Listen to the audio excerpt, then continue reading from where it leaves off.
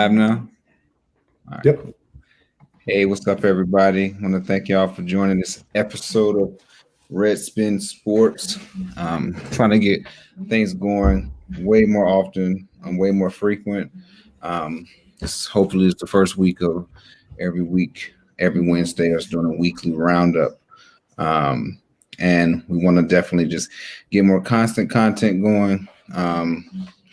Get our like analysis out there. I'm happy y'all listened to us and have stuck with us in the past couple of weeks. Um, I'm not sure why y'all listen to us, but you listen to it. You want to hear us what we think about stuff. So, of course, I'm Michael Thompson at Brother Flourish. My co-host Nate Wallace at Nate, I think is 9 on Twitter. 9. Going to be joining us. My boy Justin Williams. How do you say your just Abdul Malik. I was gonna, and we got my boy Abdul Malik on here. Hey. So you want to, Abdul, tell us a little bit about yourself. Kind of, I just followed your page today, read your article in the Jacobin about the TFL. Hey Nate, what's up? At Nate. Hey, Nate. Oh dang, I saw y'all before me. What's up? Yeah.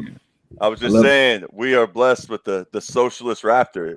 Did you ever know there was a socialist raptor? Actually, he besides Drake, apparently. Yeah, besides Drake. Yeah. I don't know. Maybe Kyle Lowry's low key or something. Education reform, I doubt it. Reform the system. No, we just did our introductions. Spot introduction. I wanted to give Abdul the chance to tell us a little bit about himself and I write about sports, mostly the intersection of sports and labor politics. I worked at the labor union for the last 5 or so years, so I have that very specific, I guess, experience and expertise to talk about the way those two things intersect. I wish I had been working for the NBPA, but it was just regular labor union or something like that. I write in a bunch of different magazines, articles. I have a podcast about the intersection of sports and politics called the Off Court Podcast, which is about esoteric sports history and politics. So it's right up my alley.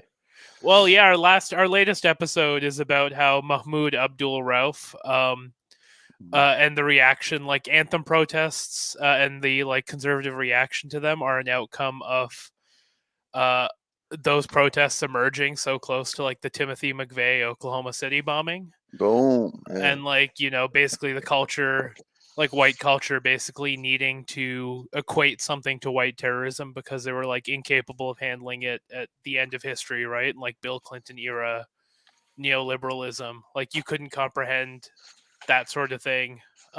Stuff like that, right? Really interesting sports stories and analysis and examinations of those moments and how they've changed the world. I feel that's a great point. I feel like that does reflect where we're at now, in which I guess on the you had even the Colin Kaepernick protest, how you saw the huge or visceral reaction to that. Kind of Trump, he was always engaged in culture war, but I feel like that was him dipping his toes kind of more back into it. You know what I'm saying? Kind of using that stage. Yeah, so well. You see it. Mm-hmm. You see it explode after 9/11, right? The Islamophobia that started at the Mahmoud Abdul Rauf protests was a dead ringer for everything post 9/11. It projected so much where we're at right now with Kaepernick, with just regular ass Islamophobia, with the way these protests have become so much bigger than they were ever meant to be, right? Mm-hmm. Well, it's also kind of, it's Colin Kaepernick had his protests, and it was not a lot of players joined in that when he started. It was very few, very select. He was still kind of the activist when Trump kind of called him a son of a bitch and told him to get off my field. Really just kind of call to action, against these players, kind of these individual smaller amounts of players speaking out. I think that definitely actually unified a lot of players, more united to take action and get engaged. What I didn't realize, because we looked at a bunch of papers and like articles from the time of the Abdul Rauf protest, they're talking about Oklahoma City and the Anthem protests. They're using the exact same language and stuff like that, which I find fascinating. And like people forget, like a right-wing radio host, the same guy who outed him, like attacked his mosque, and then his house was burned down by the KKK a couple of years after that.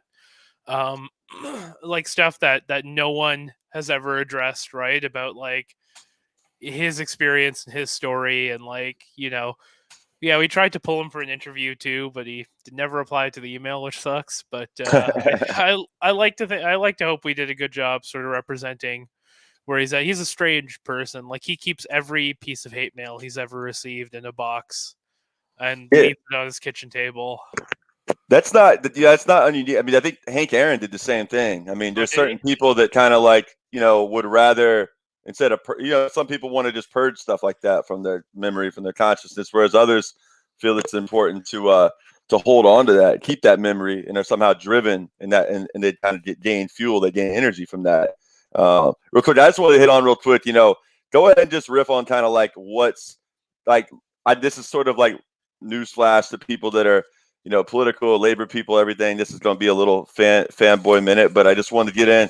I've been enjoying following you on Twitter, all right, during Raptors games, all right? And I was actually watching the Raptors Bucks last night in this strange season where in my shared home state with Mike Sampson of Florida, the Toronto Raptors are now the third NBA team of the Sunshine State this year, playing in Tampa.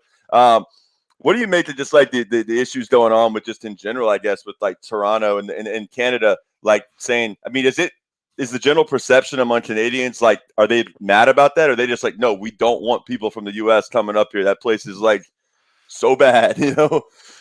It's like shit trickles upwards, right? And I'm not talking about the US. I'm talking about people coming here to get away from like COVID and stuff like that. Like we have an issue here where really rich white people are going to like indigenous communities of like 30 people to like try and hide out from the virus, and those indigenous communities are like, we don't want you here, right? Like we don't want you bringing the virus up here, right? Like just it's stuff like that where it's just like, you know, power, like money is a big gatekeeper here, because you know I've seen a lot of people from the US travel here. I've seen a lot of, you know, Canadian influencers or whatever that I follow online, like going like Mexico and surviving the pandemic there, right, and stuff like that.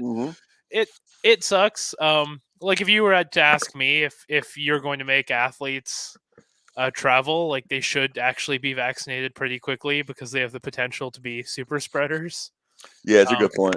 Man, a friend of actually this show and just incredibly smart sports guy in general, Nathan Coleman Lamb, has a great take about athletics, where he suggested that athletics is like almost like a form of care work. You know what I mean? Like it keeps people like modulated and keeps them like healthy, especially you're just stepping out of it, right? Hey, can you kind of repeat what we started with Nathan, because I saw it kind of froze for a second? Man. Oh, no worries. He has this like suggestion that like, you know, you should look at sports akin to care work in a lot of ways. Yeah, I'm definitely taking that. If you could send that article. Yeah. You know? It was something we talked about over the DMs, but like he does have that huge book, right? Yeah, where he covers it a little bit. Game misconduct, it's a really good. I think his thesis was on hockey fans and cultural reproduction, right? Like, but it's such a good take, because it's like that is really like efficiently what they provide, right? Like the form of entertainment athletes provide is very different from any other entertainment. It's like, you know, even in that frame, like, you know, I'm not saying like jump the line ahead of like first responders or like medical professionals, but it's like you have a huge confluence of things and like people being exploited. Yeah, they should receive the pandemic. So should frontline workers and service workers too, right? Receive the vaccine. I think I just said receive the pandemic by accident. Yeah, you know, herd immunity, bro. Yeah, and it's absolutely accurate. And you know, and the league, the NFL even co-opted that this year, because I think I know I've talked to Nate about this in the past, is that every broadcast from halfway through the season on, they'd do this thing no matter what network they were on, where the announcers would take the time to say, we just want to say how happy we are that sports are back because it makes us feel like things are normal. It's like, before the league started, everyone said, yeah, this is going to be forced because people want things to feel like they're, normal. And then it just became casual to say out loud like that. And, I think it just goes to how important, sports are. And there is that care work line there. It's just weird to see them also then co-opt it and just openly throw that out there. Like, aren't you glad you're watching this and that things feel normal? And absolutely. Yeah. They know. Oh, sorry, man. No, I was going to say, even like from a political standpoint, Canada, New Jersey, where Nate is, Washington, I guess. Where I am sometimes. I guess South Bend is probably more similar to Florida in regards to how laissez-faire, they don't really care about COVID. It's not a real thing, So a lot of the propaganda that was being used here was the governor, having a press conference with like former football players like Brian Dawkins, Hall of Fame safety, Jacksonville, Florida native, Rains High School, Viking grad. Like some random, high school kids playing football. Like, sports is important. That's why we have to make sure high school sports are being played. That's why we have to make sure these kids have an outlet, and why we have to open schools up and teachers get the fuck back to work. None of that. Well, I got to respond to this. Now you threw that out there, man. Like, no, it was sports as like, the whole point of it, and Abdul, I'll let you finish. This whole point of it is that it is a weapon, that can be used in either way. And with COVID, it, in a lot of ways, sports by the athletes through COVID, kind of brought more sense of unity and organization amongst the, at least with the college players and whatnot. But of course, the ruling class is going to use sports to benefit their ends, and it's always called a struggle for a reason, Yeah, and that's the tension in sports too, right? Like, I know for me, like, I would have gone insane if the bubble hadn't happened, right? Like, I would have gone absolutely keeping it 100. For y'all who don't know, like, Abdul's legit like one of the most like knowledgeable NBA basketball people like on Twitter, especially on the left. So I think that part of the reason we kind of like struck up a rapport, during this pandemic is just sort of having that share that I know Nathan Coleman Lamb would be shaking his head at us right now, with our fanboy talk, but he's a great guy, but occasionally we will argue a little bit about like, whether or not he I like what he's doing.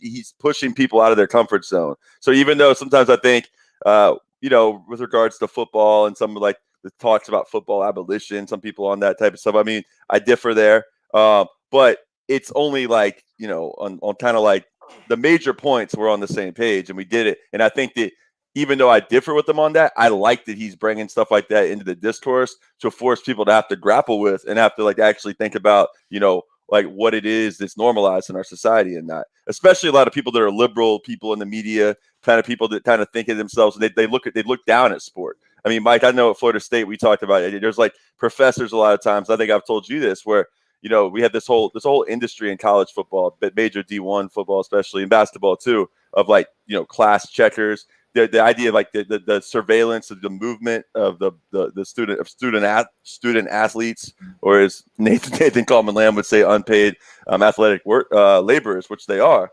and that whole like, but there's a condescending attitude from a lot of academia towards these a lot of times young black men that are like not academically prepared because they're coming from failing school districts and systemically like oppressed nationality communities and stuff with the resource deprivation, but they've been plucked out because of supreme talent. I think of guys like Kelvin Benjamin at Florida State when I was there, Devontae Freeman. There's so many others you could list, and yet you'll have professors that'll look at them like, oh, they shouldn't be here. These guys are privileged. They play football. And it's ironic. They consider themselves leftists. They call the critical theory, all this kind of stuff. But yet they have these huge blind spots with race. And it's just a major problem the left has to grapple with, man. And I think you you mentioned Mike. Wait. Oh, Mike, what was that? I'm sorry. What were you saying, Mike? I'll let Abdul go. Go ahead. All right. You mentioned sports as a weapon, right? But like Yeah. sports is also prison. You have to, I think, interpret a lot of modern, especially collegiate sports, but of course, shit trickles up, right? Like you have to interpret sports through the same lens you interpret stuff like mass incarceration, right? Because it's like, and it's so sinister because it's sort of this imprisonment couched as opportunity, and like for the couple of hundred people who succeed, it just leaves like a trail of bodies behind it, right? And that's not just applicable to like one sport, that's applicable to like any sport. And we never see, like, when we talk about abolition, like football abolition, sort of what I see in that specifically is an abolition of the system that creates college football athletes and stuff like that, the way it does now, right? Because it is a horrifically oppressive track to go down, and people actually want to go down it, which is understandable, but also like so fucking scary, right? Yeah. Go ahead, Mike. I think is I think in terms of how currently sports is constructed, I mean, all for an abolition of that. And up. Can you hear me, Mike? Can you restart, man? Yeah, something happened. You kind of, it froze up on you. Okay, my bad.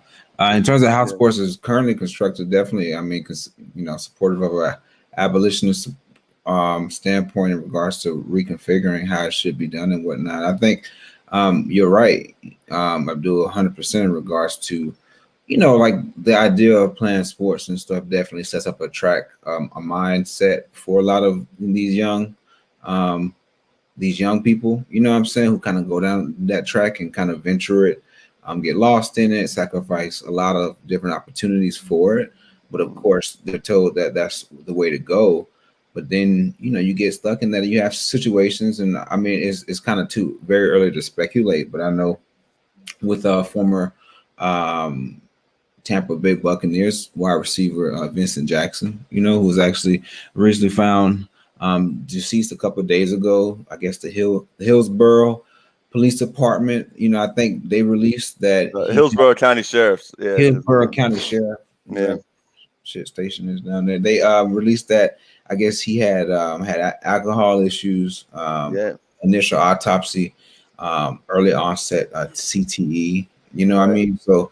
You have these are like the byproducts, in the same way that homelessness and a lot of the social quote unquote ills you see is a byproduct of capitalism. I mean, the byproduct of football is a lot of shattered men, like mentally are scarred, can't really. I'm not saying that was his situation because I don't really know it, but I know, you know the guys who can't really do anything else besides play this sport, I was watching Yeah.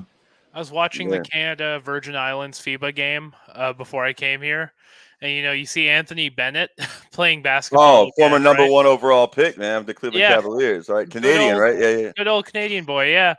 And I remember like thinking like, fuck, man, I'm so happy to see Anthony Bennett looking like healthy and like actually balling out a little bit. And I'm like, damn, it sucks that I thought, he would be in like abject misery right now. You know what I mean? Like it sucks that like I even have to like have that reaction to this. Right. No, it does. You don't want to go there. Yeah. Go ahead. Go ahead, Justin. Here, go ahead.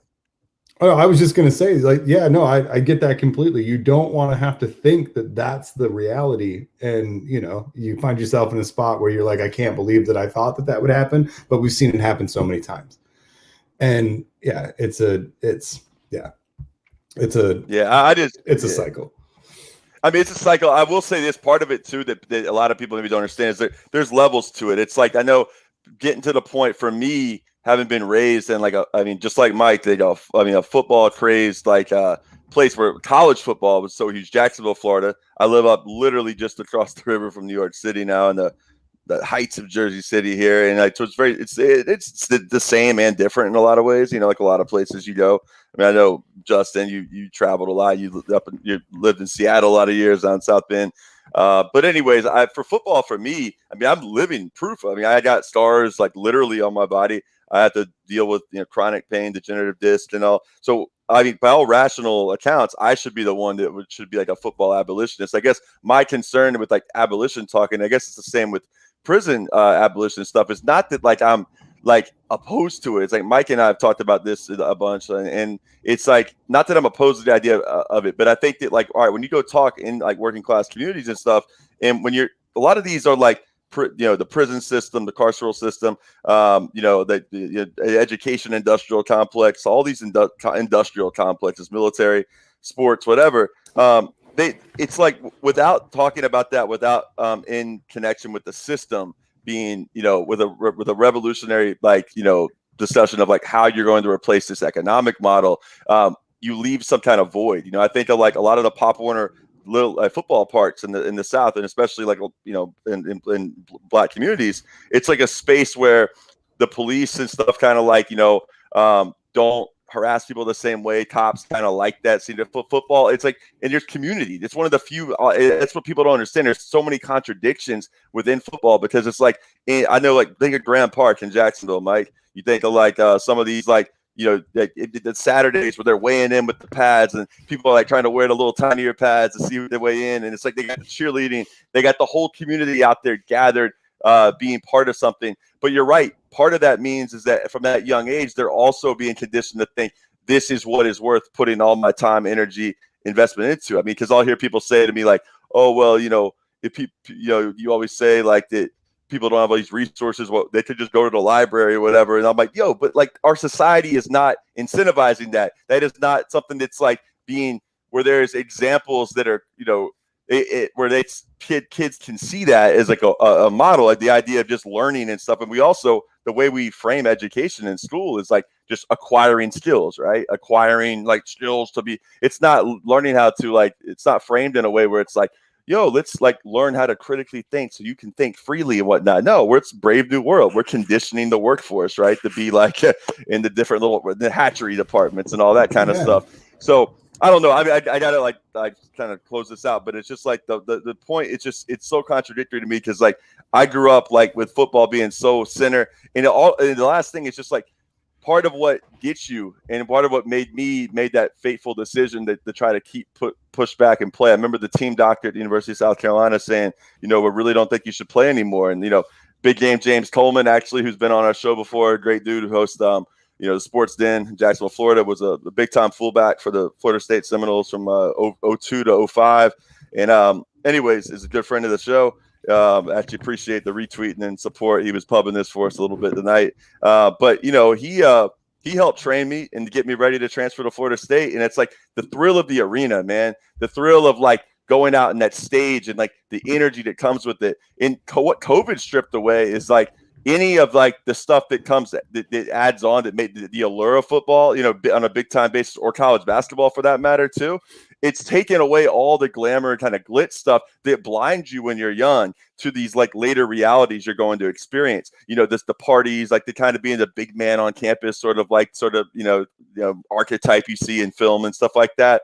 That stuff is exactly what's been taken away from COVID. So it's like it was a conscious growing experience for a lot, and a radicalizing experience, I think, for a lot of student athletes in air quotes, because you start to see it with all that stripped away and only the hard, arduous labor you're putting in day out. So it's like I could go on, but that's kind of like I always come back to. No, man, I think that's a classic on that topic that we always kind of touch back to, because I think that's part of our speech has been former athletes, Nate, to a much higher extent than myself. But Abdul, I wanted to ask you about your article that was written, and Jacob been talking about CFL, the different labor struggles. Kind of like tell folks about it. Yeah, like I've been looking a lot at like Canadian leagues, so like junior hockey is a big one, then the CFL is the other one. Just like they get a huge free pass by Canadian media because they're considered like either essential to the bigger leagues or essential to Canadian identity, right? And basically, like they always do that very specifically Canadian thing of being like, yeah, we're extremely poor, we can't afford to pay people, we unlike most leagues, are not obligated to disclose their finances, which is pretty messed up because I'm pretty sure, most, at least the big four American sports leagues are supposed to, or they do voluntarily, at least for athlete salaries, actually, they have to. But yeah, so yeah, it's a piece that's like a pretty broad overview of like why players need to start organizing against the CFL, right? Which had its season be canceled this year because they didn't get bailout from the government. Now they're threatening to shut down the 2021 season, pivot to 2022, despite the fact that all but 3 teams are owned by billionaires. And stuff like that, right? Yeah, it's actually insane. Also, like football is football, right? There's 3 countries in the world reasonably you could make a living playing football: the U.S., Canada, and Australia. So yeah, these guys are now being left on the lurch, and they were already working 2 jobs, like a job in the off season and playing football at the same time, right? And now they're getting toasted by this league that also cut them off income support from that's like being provided by the federal government, which is also unsettling and completely like wild. Yeah. Hey, Abdul, can I throw something at you real quick because it's very much relevant to your piece. So there's James Wilder Jr. played at Florida State from 2011 to 2013. He was considered one of the biggest recruits in the nation. He's from the Tampa area. His dad played in the NFL as a running back for the Buccaneers in the 80s. But, he was literally one of the biggest high school recruits you hear of all time. And his recruitment was insane. He wanted to be a running back. Most schools, he probably would be in the NFL now still if it was like he had listened to become a linebacker like a lot of schools wanted him to play. But he had this big contract dispute with Toronto. I didn't realize just how all the restrictive rules, for instance, I mean, I did to a degree. I know like a large percentage of the roster has to be Canadian and all this. But this is what he said in 2018, actually. And I was coming forward. I was actually messaging with them earlier about possibly coming on, but he's actually signed with Edmonton now for hometown, 2021. Well, not hometown, but the city I'm in right now just got a great pickup, it seems. But so I just want to get your reaction to what he said before the 2018 season. So he was on the practice squad for the Bengals, Cincinnati Bengals in 14 and 15, got cut by the Bills in 16, Buffalo Bills. And then in 17 had a great year, helped the Toronto Argonauts win the Grey Cup, which is like the Super Bowl in Canada. And it's afterwards, older than the Super Bowl, actually. The CFL is older than the NFL, which people often forget. All right, there you go. Nice nugget there. But this is what he said in reaction to his decision. At first, I think he ended up changing his mind, but this would have been in like January of 2018. Just today, I'm announcing that I've decided to sit out the 2018 CFL season in order to train and work in the U.S. in order to better provide for my family. It's a decision I prayed on while speaking at length with the people closest to me, including my mentors. I wish it could be different. I don't want to put my football dreams aside, but as a father of 4 playing for 56,000 Canadian, about 45,000 US dollars at the time, without any protection from career and an injury, isn't enough to give my family comfort. I've received expressions of interest from several NFL teams, but he says, but the reality is the Argonauts are unwilling to renegotiate my contract to reflect the value I believe I bring to the team. And then it goes on to say, like, I hope y'all can respect my decision. But he goes like, I'm going to say, as per league rules, all players entering the CFL must sign a minimum 2-year contract. And basically, that kind of restricts things. And then he goes on to be like, he was having to legit work 60-hour work weeks in the off season in Dallas, Texas, doing construction work and whatnot. In order to, now he ended up getting up to 100,000. I think he ended up finally getting the deal 100,000. But I'm just wondering like how that ties into kind of like your research, and is that a typical story?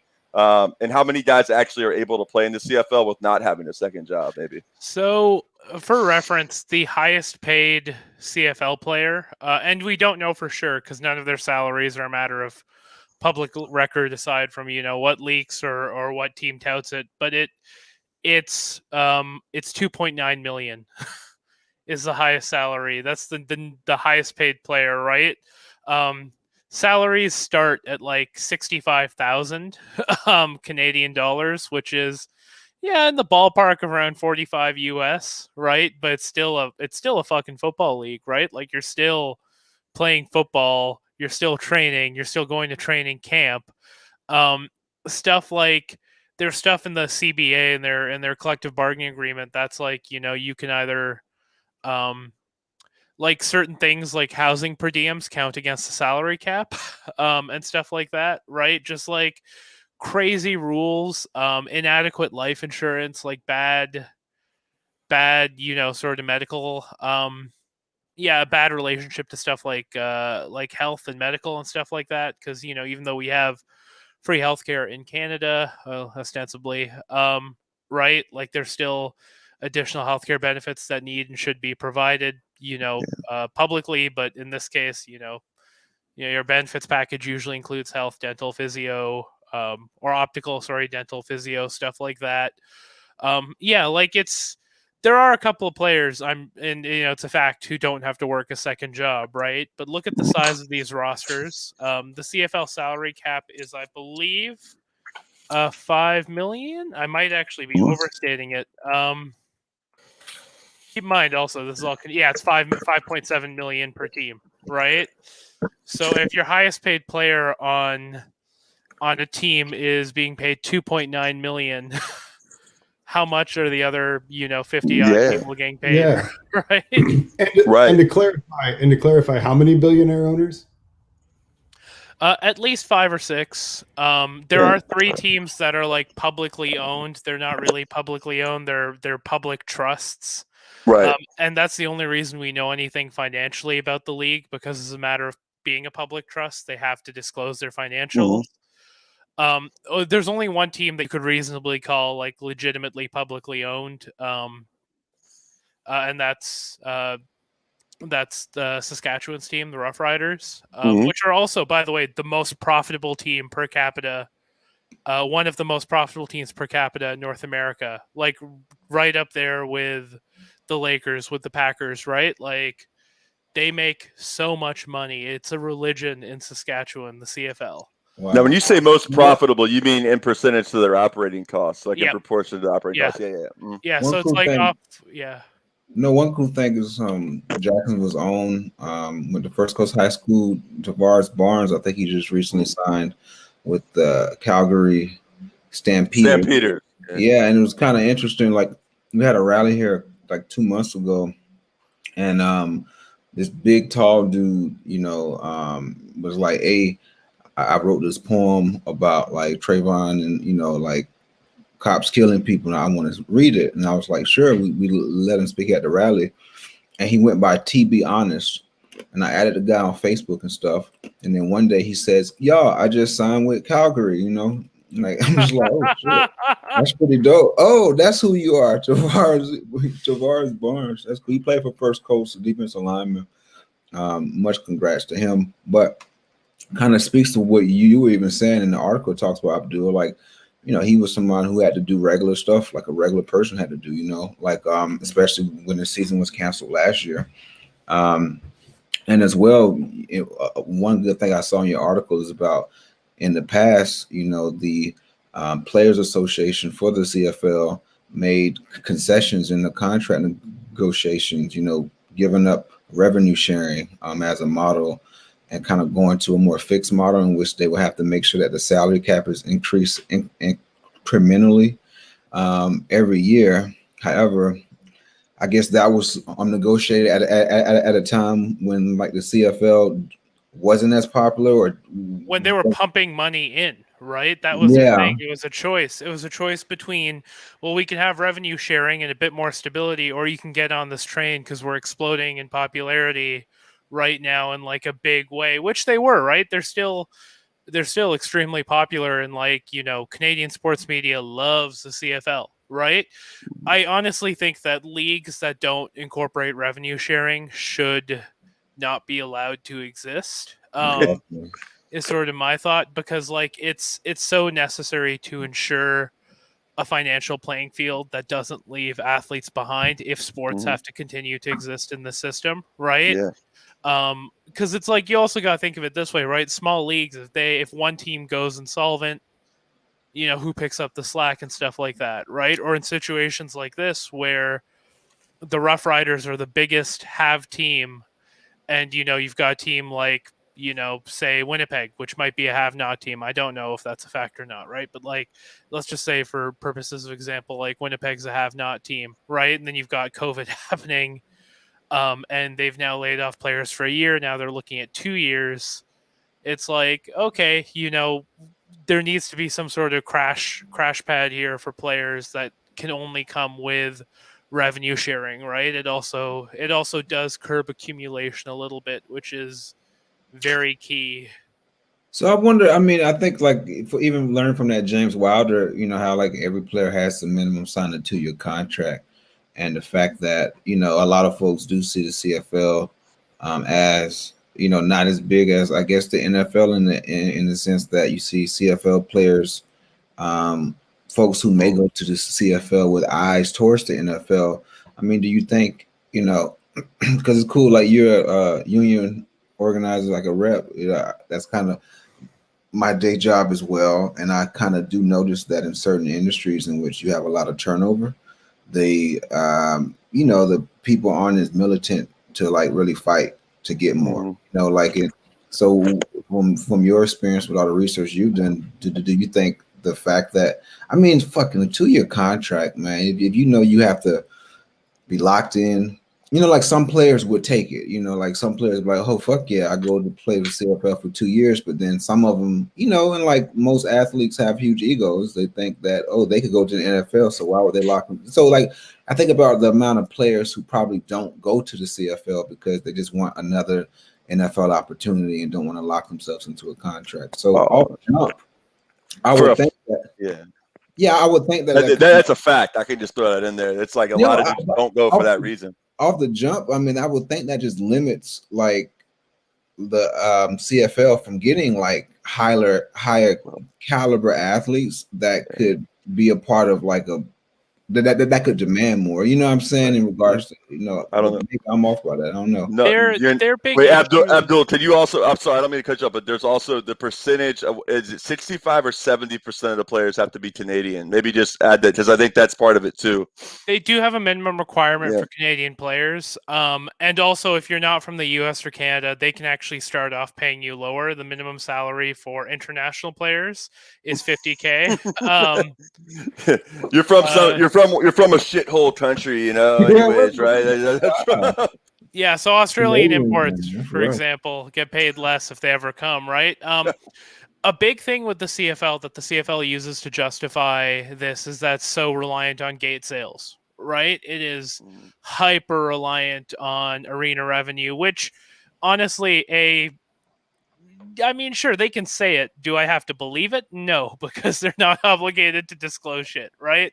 But also, like, are they saying they can't plan ahead for 2 seasons? Like these teams that, a team that declares how it's, this tiny Canadian team is one of the most profitable, right? Per ticket sold, per fan in North America, doesn't have enough money to keep its shit going, right? Off of a single season stoppage or a single labor dispute even, right? Well, Abdul, you got to remember, all these owners are not going to ever dip into their own pocket. So when they're talking about like being out of money, it's like they mean like the money they had put aside and planned for. It's sort of like the Chicago Cubs owner. I remember talking about the Ricketts, right? Saying how we're hemorrhaging money. You talk about one of the most profitable, franchises anywhere. And he said people just don't understand, we're hemorrhaging money. It's just not there. I don't really make any money. It's like, and there is some truth that like some owners, like on a year-to-year basis, maybe like don't rake in like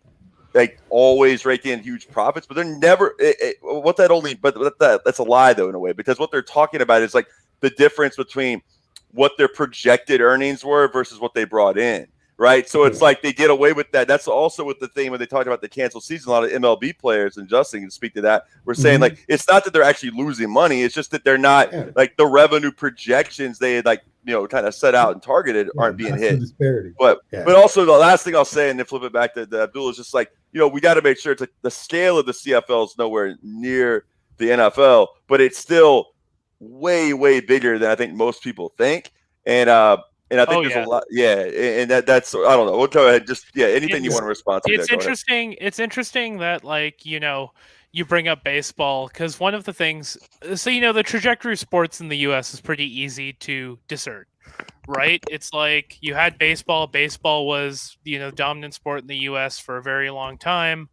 Budget cuts and cuts to inner city communities meant that they pulled out baseball diamonds. They replaced them with basketball courts, right? Cheaper, easier to maintain. Basketball became very popular in the South. Football emerged as, an immensely profitable sport. All of a sudden you have an incentive to actually promote and invest in football fields, right? In Canada, we have a single track for sports that's like, that people sort of buy into, and that's hockey, right? Very inaccessible, very wealthy, very expensive. But like generally, like if you throw your kid in football, or if your kid chooses to take football, it's because they actually have to love it, right? It's because, especially if they're Canadian, like, it's not like in the US where, it's just something you grew up with. It's something like you really, a lot of times you have to like learn to love, or you love because, you're the biggest CFL family in your neighborhood, right? And it's like, so these athletes have a much easier time being taken for a ride because, the NFL is the most competitive league on the planet. They're not going to cut it there, right? And so, you take a deal with the CFL, because that's where you grew up, or that's the only place you can go. And of course, like, you're doing what you always wanted to do, right? You're playing football for a living, hypothetically, for a hypothetical living, right? Right. And it opens you up to like much greater avenues of exploitation, and I think that's one of the toughest things about it, is like organizing against it is so hard, because like, it's like, where else are you going to go? Australia? You can't play in the NFL, right? There's a couple other American leagues. You want to try out for those, or do you want to go back to college and get your accounting degree, right? Hey, Abdul, Justin had a question, man. You want to hop in for it? Yeah. So what's the path forward here? Because it for the players on this, because it appears that the CFL as an organization is. Yeah, if you heard of an NFL player, your average NFL player, so not somebody who just got called up, Kurt Warner stocking shelves before he got to play, but an actual, like, you're on a roster, and if they had a second job, that would be unheard of. But what the CFL is doing with that, and you'd mentioned that earlier, that they have second jobs because the cost of staying in shape, all these things they have to spend money on, and you're seeing this league run out with the media and almost make that like it's, oh, look at these plucky Canadian football players. Like, don't they have some good gumption that they just want to, they love football so much, but you got 5 billionaire owners. Like, what is this path forward? Because it seems like if they're going to run with that so much, they're getting ahead of the demand for more money that's coming. So what's that path forward for these players?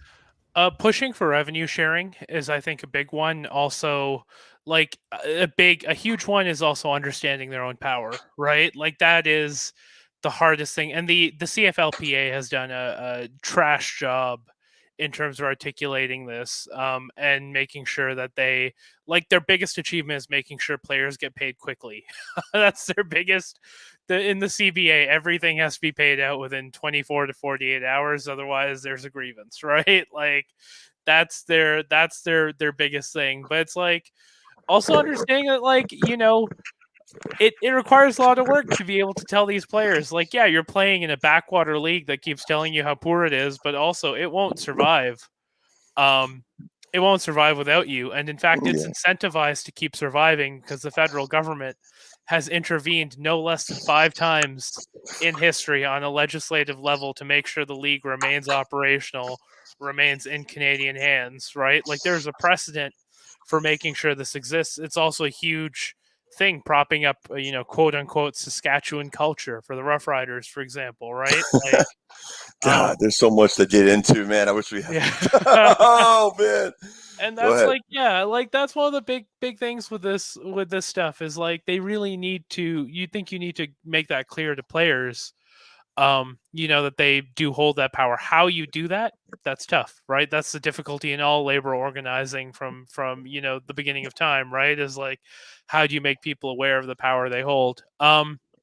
And yeah, I think a big place to start is now, with the pandemic. Like, so Canada had something called the Canadian Emergency Wage Subsidy, where an employer pays out 25% of your salary, and then the government covers the other 75%. It goes until June, right? The CFL opted. Yeah, Can we pause for a minute and just like to let people in the U.S. just like hear that, like just let that sink in? I mean, that's wild, man. Go ahead. It could be better, but it's better than what's down south. That's inarguable. And so it's like, but the CFL opted, if players traded or moved teams, right, or signed with a different team, that they would not be paying out that 25%, which left them with nothing, right? The employer has to pay out that percentage. So it's like right there. Now you've just been left high and dry for at least one season. Now it might be two. What are you going to do, right? It's not like jobs are easy to come by in the midst of a pandemic, and the jobs that would be easy to come by for football players who are quote unquote, there's no such thing as unskilled work, but who don't have, degrees or otherwise professionalized opportunities are rig work, like really dangerous jobs that are actually deleterious to their chosen career, right? That they would have to make to make ends meet, right? And stuff like that. Like up where you are now, right? In Alberta, there's like tar sand type jobs and stuff. And it's not unusual to hear about CFL players working at Home Depot or going to work on oil rigs, and no one has ever done a full like impact study of how that affects their health. Rubber banding from these different like professions over the course of a year, right? Half the year doing this, half the year doing that, and other stuff. But I'm sure it's not good, right? And these two high demand like physical jobs. But yeah, like a path forward is tough. I think revenue sharing in the next CBA would actually do a lot. It would give the owners less of a reason. And like, I'd be interested to see what a wildcat strike would look like within the CFL. I don't think it'll happen. I don't think the organizing is anywhere close to what it needs to be. And they have a lot less bargaining power or leverage in a wildcat because the league has already been canceled for a year, right? Like the owners could just extend it. But like, you really got to look ahead, not to next year. You got to look ahead to like 2025 in terms of where you want your major labor action to go, right? And really think about that. That requires a lot more work on the unionization and the union level that, is basically starting from zero. And I guess it's harder because, with CFL athlete, like what is the, if someone has a long CFL, tenure, what's the average of that, I would say like about the same as football, maybe a little less as like the NFL, maybe a little less, right? Like, so you have like veterans like vested in it. I mean, oh yeah. Guys like Doug Flutie and Warren Moon played a lot of time there. So there is a precedent of NFL players. And real quick, just so I don't want to forget this, is the point that like political education is so key. That's why I always talk about on this show a lot, Justin Jackson with LA Chargers, who just launched his own YouTube channel. And it's like, that's why the establishment, they came after Kaepernick so hard.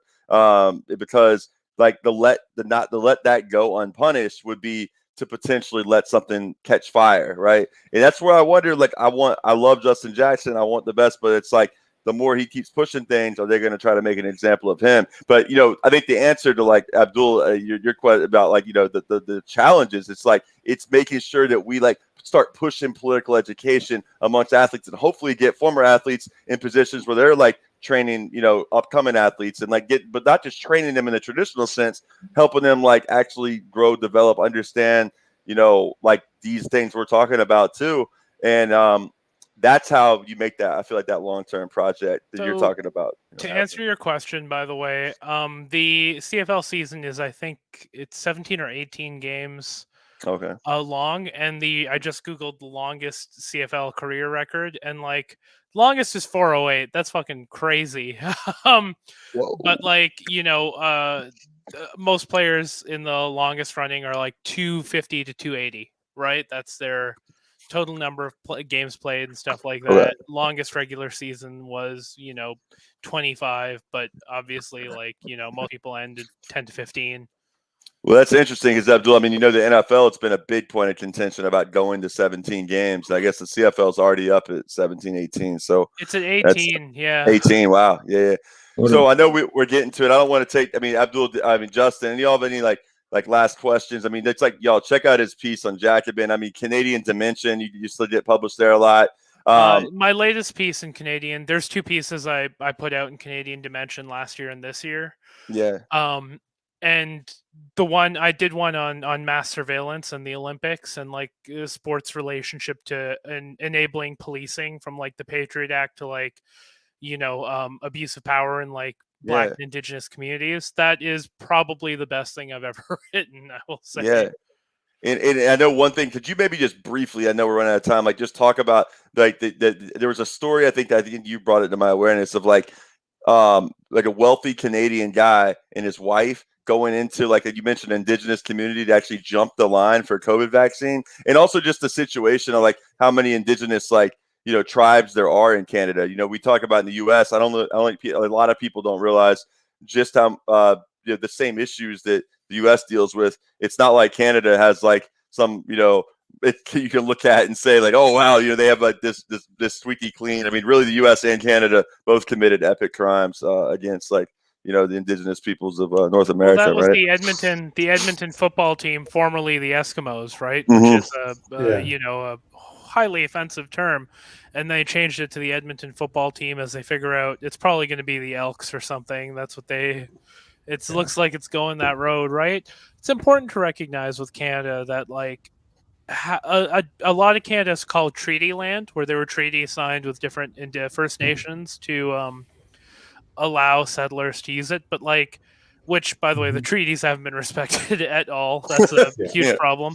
But also, like, a majority of Canada is unceded. It's unceded territory, right? Like, it's you can't even make the argument that that we're on treaty land in most of the country, because it's quite literally stolen land, right? Like, that's its own set of issues you see these every time when someone wants to ram a pipeline through a reservation or through Indigenous territory, right? Is like, oh, there's treaty, it's unceded territory, like you should have no claim to this land, period, right? There's also the Indian Act, which imposes a democratic style of governance over tribes that have relied on like hereditary chieftainship and stuff like that, which has led to like horrific issues on reserves and stuff like that as well. So I mean, like, like you have a lot of this. It also trickles down to sport, right? Like, obviously Indigenous people have a very hard time having access to sports and sporting programs and things that actually might, in the same way that people see sports as a potential out for low-income and disenfranchised communities in the U.S., right? Like, those opportunities are even less, if you could believe it, for Indigenous people in Canada, right? But didn't Justin Trudeau promise Gord Downie that he was going to fix everything and residential schools and everything? Like, he's just going to magically fix all that? Didn't he? I do love the hip. Do all of that? I do love the hip, but he lied to Gord Downie. It's I think there's 57 boil water advisories on Canadian reservations that are now multi-year long, right? Like, what you're looking at is Flint times a million, going back 100 to 200 years at this point, right? Like, that is really what you're examining here. And it sucks. They've been hit the hardest by COVID, right? Now our Green Party leader was saying, like, bring the Olympics to Canada, take it away from China for their human rights record, right?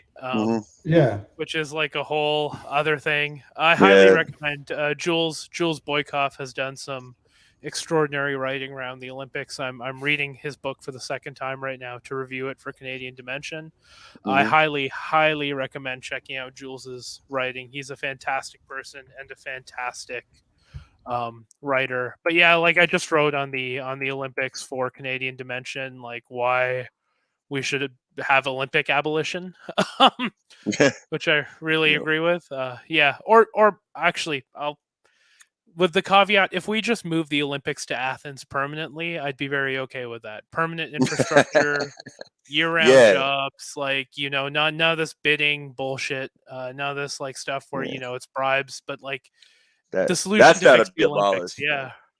No, the way to fix the Olympics is to make sure they happen in one place every year and turn that place into like an Olympic industry, right? Facts. Yeah. Facts. Real quick, so Justin, Mike, I know we gotta keep things moving. Everyone's got time considerations, but I wanted to give last thing I'm going to ask Abdul, and then Justin and Mike, you can follow up. Is just I know you've been doing screenwriting, right? And I think you've had to do breakthrough with that career, and just kind of maybe give you a chance to sort of like talk about what you're doing in terms of the film you're working on, and how that's going. And I'm probably, I think I found my agent. I'm going to send her an email saying yes on Friday, which has been a multi-year search at this point of interviewing people and talking to them. I have a film that just signed its Canadian distribution deal and Middle East and North America distribution deal. So I'm excited for people to be able to talk about that soon.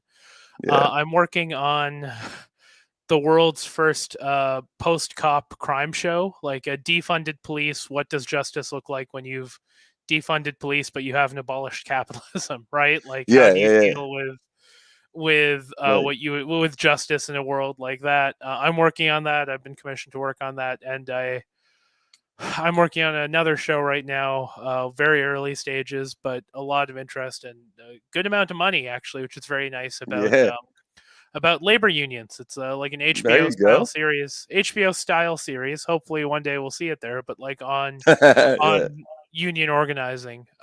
It's like nothing we've seen before. It's super exciting. I'm looking forward to talking about more, but like I'm making basically a part-time income off of screenwriting, and by the end of the year it's looking like it'll be full-time. I can quit the union for good. And you'll be able to get out of Alberta, and get back to Toronto, right? Back home. Fuck, man. I want to go back. I want to see a Raptors game. I want to escape this. It's negative 40 right now, by the way. And all right. So what is that in Fahrenheit? That's negative 40 Fahrenheit too. Negative 40 Fahrenheit. Thank you. I was about to say, because you're right. Yeah. Thank you for doing that for me already. I was about to think, like, holy crap, that would be impossible, right? Celsius. So cars in Alberta come standard with something called a block heater, and every parking stall has, you Justin, you're in South Bend, right? But he's out in Seattle at the moment, right? Oh, are you? Yeah, I'm in Seattle at the second, but I live in Indiana. Okay, yeah. So I don't know if it gets that cold in Indiana. I've never been to Indy in the winter. But I forgot to plug in my car's block heater to keep the battery from freezing, and the battery died overnight. I had to pay for a new battery. The guy came, looked at it. He said, "Buddy, your battery's toast." I replaced it last year. So it's like, negative 40 degrees in Alberta, which is the armpit of the country. I want to escape so badly. Your next guest is Miguel, right? Yeah. Tell him I say hi.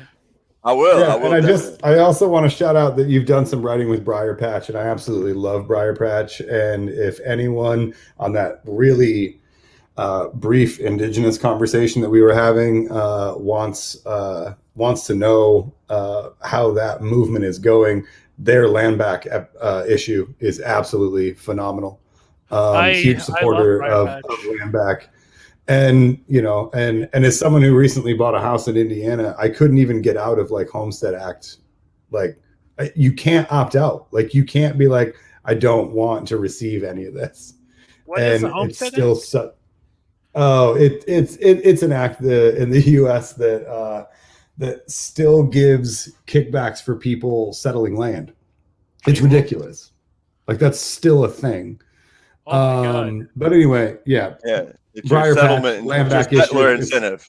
It's your settler incentive, man. I mean, one in four Americans, 1 in 4 white Americans families are still direct beneficiaries of the Homestead Act when it first went in. I mean, it's insane.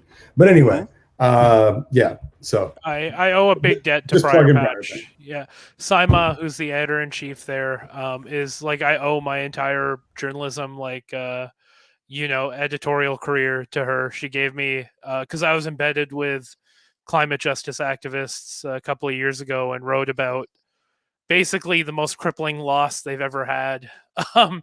And yeah, Briar Patch gave me a lot of opportunities. I full respect to them. It's an amazing magazine. Do support them. I owe a lot to them.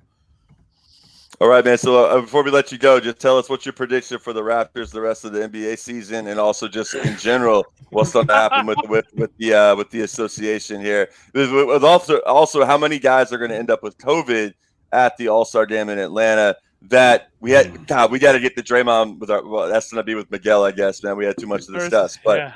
If there was ever a year I'm happy no Raptors are probably going to make an All-Star team, it's this one. Man, what about Pascal Siakam, man? I got him in fantasy. He's been balling out. Yeah. He's been doing so good. I have Julius Randle this year, so I'm very happy. Right. But because he's a cheat code in fantasy. Yeah. But honestly, Raptors, they're going to probably end. I still think they're a 5th or 6th seed team. I think you got their stuff together. I think they're going to. My hope is that they trade for Collins. I think there's a good opportunity for them to do it. And what about Lowry? Is the injury thing? What happened the other night? Yeah. Oh, he twisted his ankle. He's questionable for tomorrow, which is good because it means it's not debilitating. I don't think they're trading Lowry. He's so key to their development program that they would, even if he's a UFA at the end of the year, keep him for the year. You need him to pass the torch in like a bigger way than no doubt. If they do, it'll be for a franchise player, right? And right. I don't think they're going to be able to trade Lowry and 2 firsts for a franchise guy. So when you look back in retrospect, how many Raptors fans actually are thinking about the Kawhi trade now? It was all worth it because you got the title. Because now you're looking at DeMar DeRozan and how young he is. I mean, it's just I don't know. Does anyone have any talk about that or not really? Ballsiest trade. I'm sorry for DeMar. It sucks, and I only wish him the best. I hope he's an All-Star again this year. He deserves it. He did so much for the city. He's our superstar that didn't leave, man. He gave himself to Toronto in a big way, and he transformed that team. But the Kawhi trade, my favorite Raptors team wasn't even that championship team. It was the team the year after that second go at it in the Boston Celtics series, and what a great fun squad to watch, right? 30-point Mavs come bubble back, ball, man. Balling out. That game against Philly where it was just their bench guys playing each other and the teams, the starters just cheering them on is one of the most fun games of basketball I have ever watched. You just don't see that in the league, man. It's that really was a neat thing to see. And it just I don't know, there was we're normalizing sport during a pandemic, but come get us, we gotta have some fun, man. But while it's here, I'll watch it, and I love my team, man. That's the problem with sports, is we get emotionally attached to these guys and their stories. It's just real life anime. That's all it is. Yeah. I'll let you go. Please give Miguel my best. He's great. Thank you all so much. Glad to have him. Thank you, Abdul. Appreciate it, bro. Take it easy. All the best. Peace. All right. So, Mike, or Justin, want to pick it up real quick while I reach out to Miguel? Oh no, he's on and up. We can. He's on. Mike, why don't you start riffing real quick on your thoughts about the whole Vincent Jackson thing? I think we got to get the Vincent Jackson and then the Draymond Green stuff. And Miguel's out in Sacramento, so he's kind of close, not too far away from all that. But Vincent Jackson, 838. What your thoughts are, Mike? Miguel's on. Oh, Miguel's on. Never mind. We got to welcome him on board here real quick first. All right. Miguel, welcome to Redspin Sports, you're muted. Man. You're muted, but, welcome nonetheless. Hey, what's up, guys? What's good? How's everything in Sacktown, the place that good. Phil Jackson once called a cowtown, I believe, right? Yeah. Oh, yeah. So I live here in Sacramento because my job. I'm from Southern California, so you would Laker fan. So I'm in rival territory here. You would agree. It's cool. I like it here. Like living here. It's not cowtown. It's changed, I guess. My uncles lived here since the '80s, so I came up here a lot when I was growing up. But it's kind of like the Bay Area a little bit now, like the city vibe here in Sac. No, I noticed that too when I was out there in 2011. I mean, Mike, I went out there with Keith and Duran and like, you know, who like different people we know, Bito, Mr. Bito, another activist, kind of like, you know, it wasn't out there on that trip, but nonetheless, we I noticed that. You're right. It's the capital of California. You know, it's not that far from the Bay Area. They were going. I had some kids that I had like mentored. They're adults now, but like and coached actually in high school football at the time in Florida, and they went to play JUCO college ball at San Joaquin Delta College in Stockton. Stockton's maybe it's like 40 minutes away from my house. I technically live like in South Sac, Elk Grove, like the borderline. It's about like 35 miles away from Stockton.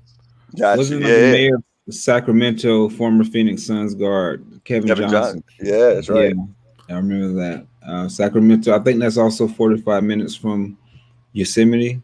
Have you been there yet? Yeah, I've been to Yosemite once. It's not too far. Depends where. It's pretty big park. I'd say it's like an hour and a half. Okay. How far you got to drive for it? Because you don't have to go very far for it to be snowing, right? I mean, Sacramento, you drive east for a little bit, and you hit. Just go to Lake Tahoe. Go to Tahoe, right? Yeah, no doubt. So, anyways, man, just welcome on board, man. Maybe you could tell the people, so like, what kind of got you interested in wanting to start sports as a weapon, and sort of what are some of the things that are on your radar right now in the world of sports and politics and struggle right now? So, something I had as an idea, which actually started in 2014 while I was in grad school. So I have a master's in applied cultural anthropology from San Jose State. So at first I was going to do my master's project. I was trying to do it with maybe the sports as a weapon concept. At first it was just going to be like a blog. I kind of just kept it there, kept the website up, but didn't really write. I would write every once in a while. And then this year I was like, since I want to get more active with it, decided I might as well just start a podcast. I don't know how good I am at it, but people have always told me growing up, because my Barry White voice, that I should do some radio and stuff like that. So I'm like, Barry White voice, man. Yeah, Chicano Barry White voice. The Chicano Barry White, man. That should be your. So I was like, let's try this podcast. So I did some episodes in the summer and kind of stopped during the fall. It gets hard when you get busy with your regular life, but trying to keep it up again. Tell me about it, man. Had Abdul on. So that was cool to have my newest episode after a few months to have Abdul on there. No doubt. He's great to talk about, man. Yeah. We should have had y'all come on at the same time. I was just kind of we could do this again. Yeah, but we definitely and we will bring you on again. You know, obviously this is like we're on the East Coast, you know, so we all got something, you know, what's it, 9-10 versus 6-10 out where Miguel is right now. But man, we'll get your reaction to the Draymond Green stuff maybe here first. You know, like what'd you make of all that? What he was saying. I mean, I know some people have been telling me, I know about his like pictures and chilling with the IDF, all that stuff. I kind of look, I don't want to give Draymond a pass, but I think a lot of people in this country are totally misinformed about Israel-Palestine. I think if Draymond really was around some of the right people that kind of broke stuff down. But I mean, if you saw the episode that Mike and I and Max Blumenthal did this summer about Israel and the NFL and the way that that's done, I mean, the NBA is not quite to that extent. I mean, you got Bob Kraft in the NFL who's obsessed with that stuff, but that's kind of tarnished Draymond in some people's minds on the left. But I feel like that was a powerful statement the other night, man. So what was your take on what he was saying? Yeah. I mean, he's not he's not anti-imperialist, you know. But I guess on this question, he's good. Yeah. So like I remember when people were kind of giving him crap for that, but I don't know. Like, comes to looking at sports athletes, they're not on the same. Yeah. They're not. Most of them aren't radical, you know, with politics. And then I mean, you're growing up in a bubble when you're a great athlete like that. It's not like these guys are even getting the raise. They're literally stuck in a bubble a lot of times from the rest of society. But anyway, my bad, man. Yeah, like Kaepernick, that was kind of, you know, unexpected. Like, I didn't expect Kaepernick out of the ordinary. Start doing that. Like, so that's still it was rare, you know. There was nothing in Kaepernick's history. He's playing quarterback in University of Nevada. You look at his Instagram page. It's just one day he just snapped and then on Instagram you start seeing. Yeah, and he grew up in the Central Valley, which is close to Sacramento here, and Turlock's about an hour and a half away. Mm-hmm. Yeah, but it might have been his girlfriend at the time. I don't know if they're married now or engaged. I think she had an influence on him. Oh yes. For sure, yeah.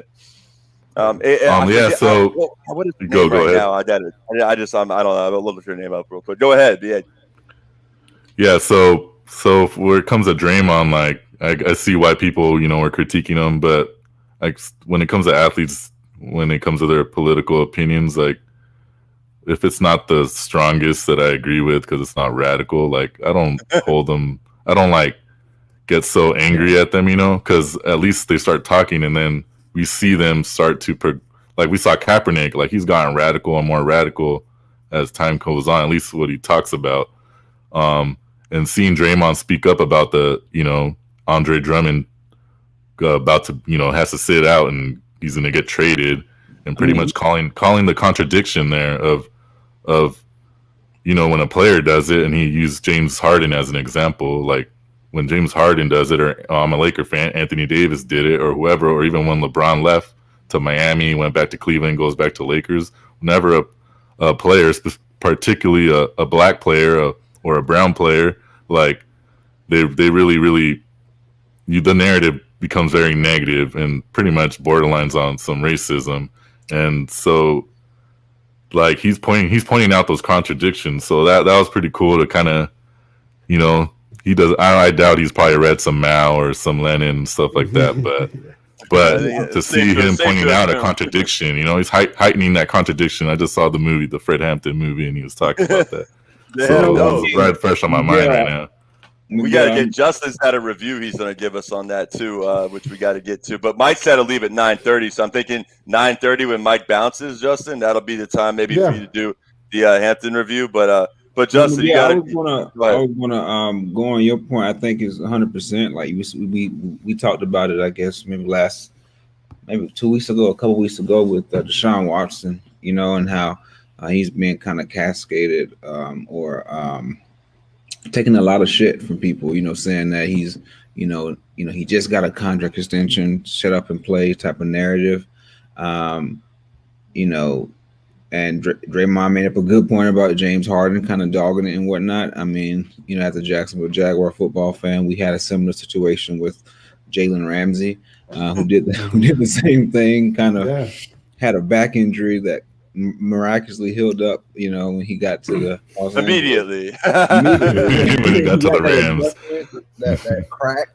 And he can run again. That Sean McVay crack, That Sean McVay crack, which is another subject on the golf shit, whatever. But see that. I mean, athletes are doing what they want to do. You know what I mean? And I think that's a positive thing in regards to people using their labor power. And I think it's kind of BS.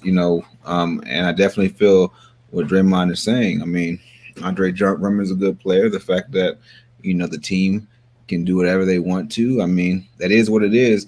In essence, I support, like if they're going to pay him to sit on the bench and stuff, they better pay him. You know what I'm saying? And that's my whole thing.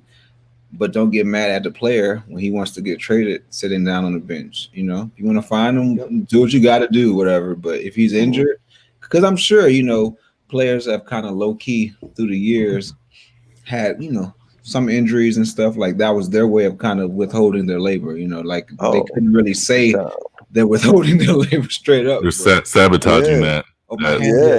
My hands that whole labor, that's the Deshaun Watson capitalist play. Power dynamic. Deshaun Watson, if you're listening, the hamstring pull with the Houston Texans, ride it all 2021 if they want to start finding you, all right? Show up injured, my man, all right? Until they trade you.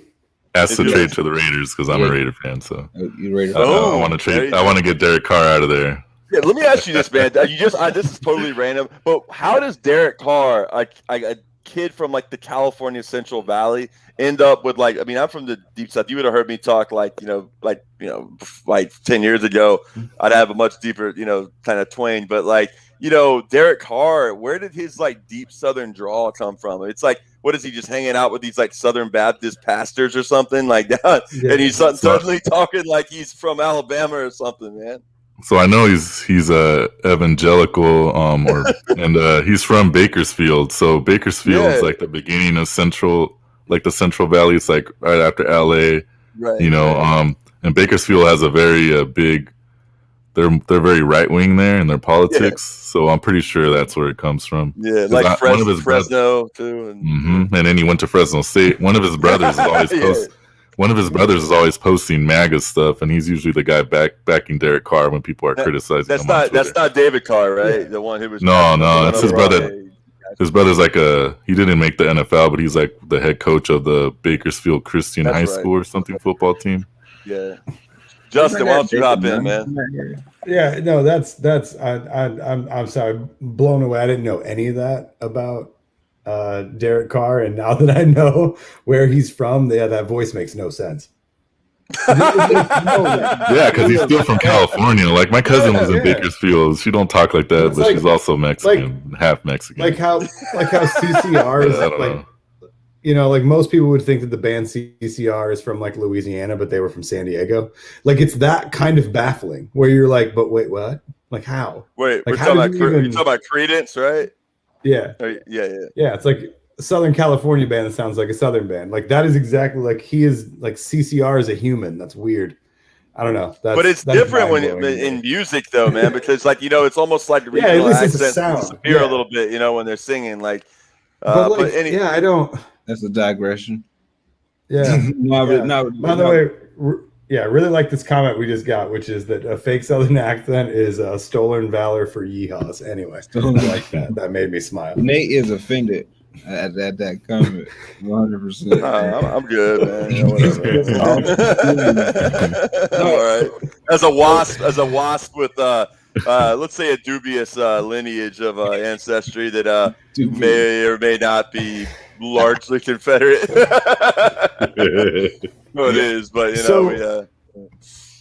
So with the Draymond issue, I think that it's really good that he brought it up, and I all the problematic stuff. I guess Justin. Go ahead. I guess there's one thing I think there's a habit on the left really to riff at athletes if they express some semblance of consciousness, but then suck at other stuff that they've been Exactly. Yeah. It gets annoying because you kind of alienate the athletes from the left, like you kind of isolate them.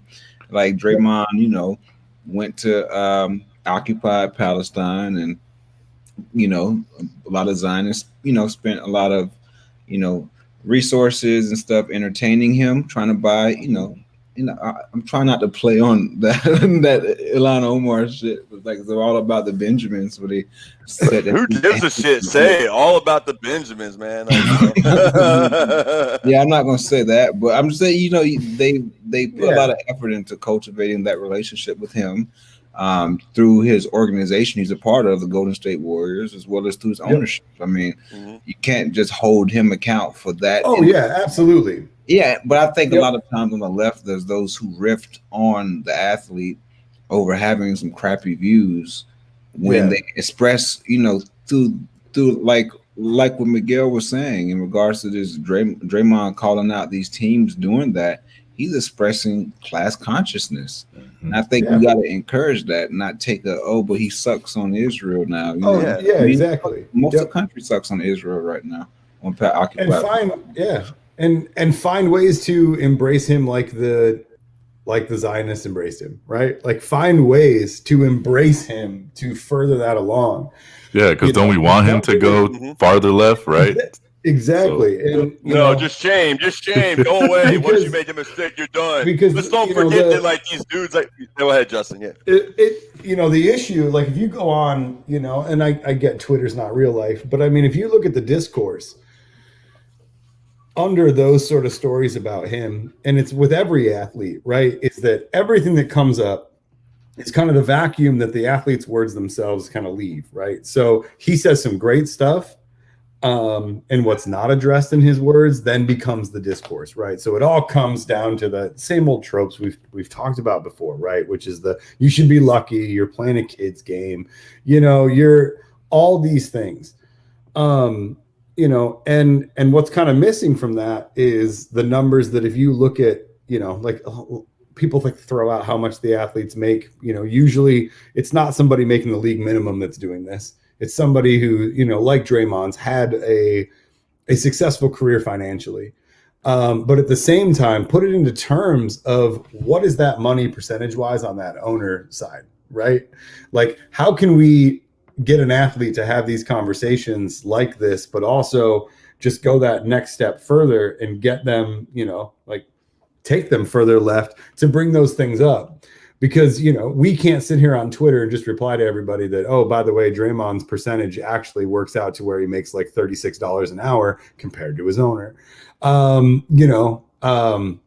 we're only going to get that if like Mike said, we don't hold them to this. Yeah, he's got some shitty views. Like, it's going to happen, but we can embrace these athletes and help them, like I think catch their ear. No, 100%. Like even in Jacksonville, I think that when all the NFL player activism, me and Nate's famous Jacksonville Jaguars were the only team to have a Black Lives Matter march. Now they only marched by themselves, and then Leonard Fournette, Super Bowl winning running back, Super Bowl winning, nice touchdown run too. Had a march where he let the mayor and the sheriff speak and marched with the cops. Now, I mean, that wasn't exactly the program, but I'm not going to discourage him. What activists did in Jacksonville is we went to the march and chanted our own shit about police accountability, and hopefully he heard it. I'm saying to pull the athletes in a direction, because we see every day these institutions are using athletics to further the cause. I mean, police unions, find their players, like tight end Tyler Eifert, who wears the on the back of his helmet, he has the name of a police officer who was killed in St. Louis protecting his friend's business.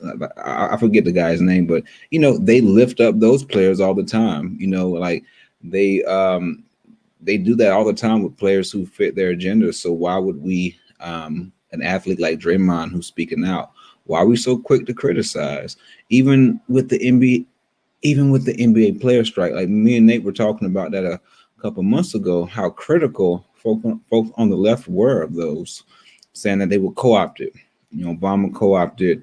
They weren't real. They should just stay on strike forever. And I'm like, well, are you on strike at your job forever? Like, are you going to work every day? Like, are you not going to work until these cops, all these killer cops are getting prosecuted? So why do you expect these athletes to do that? You can't expect them to do something you're not doing. So, I guess that was a quick digression on that Draymond Green piece, because I think I get so frustrated seeing how folks respond to that's facts. Activism.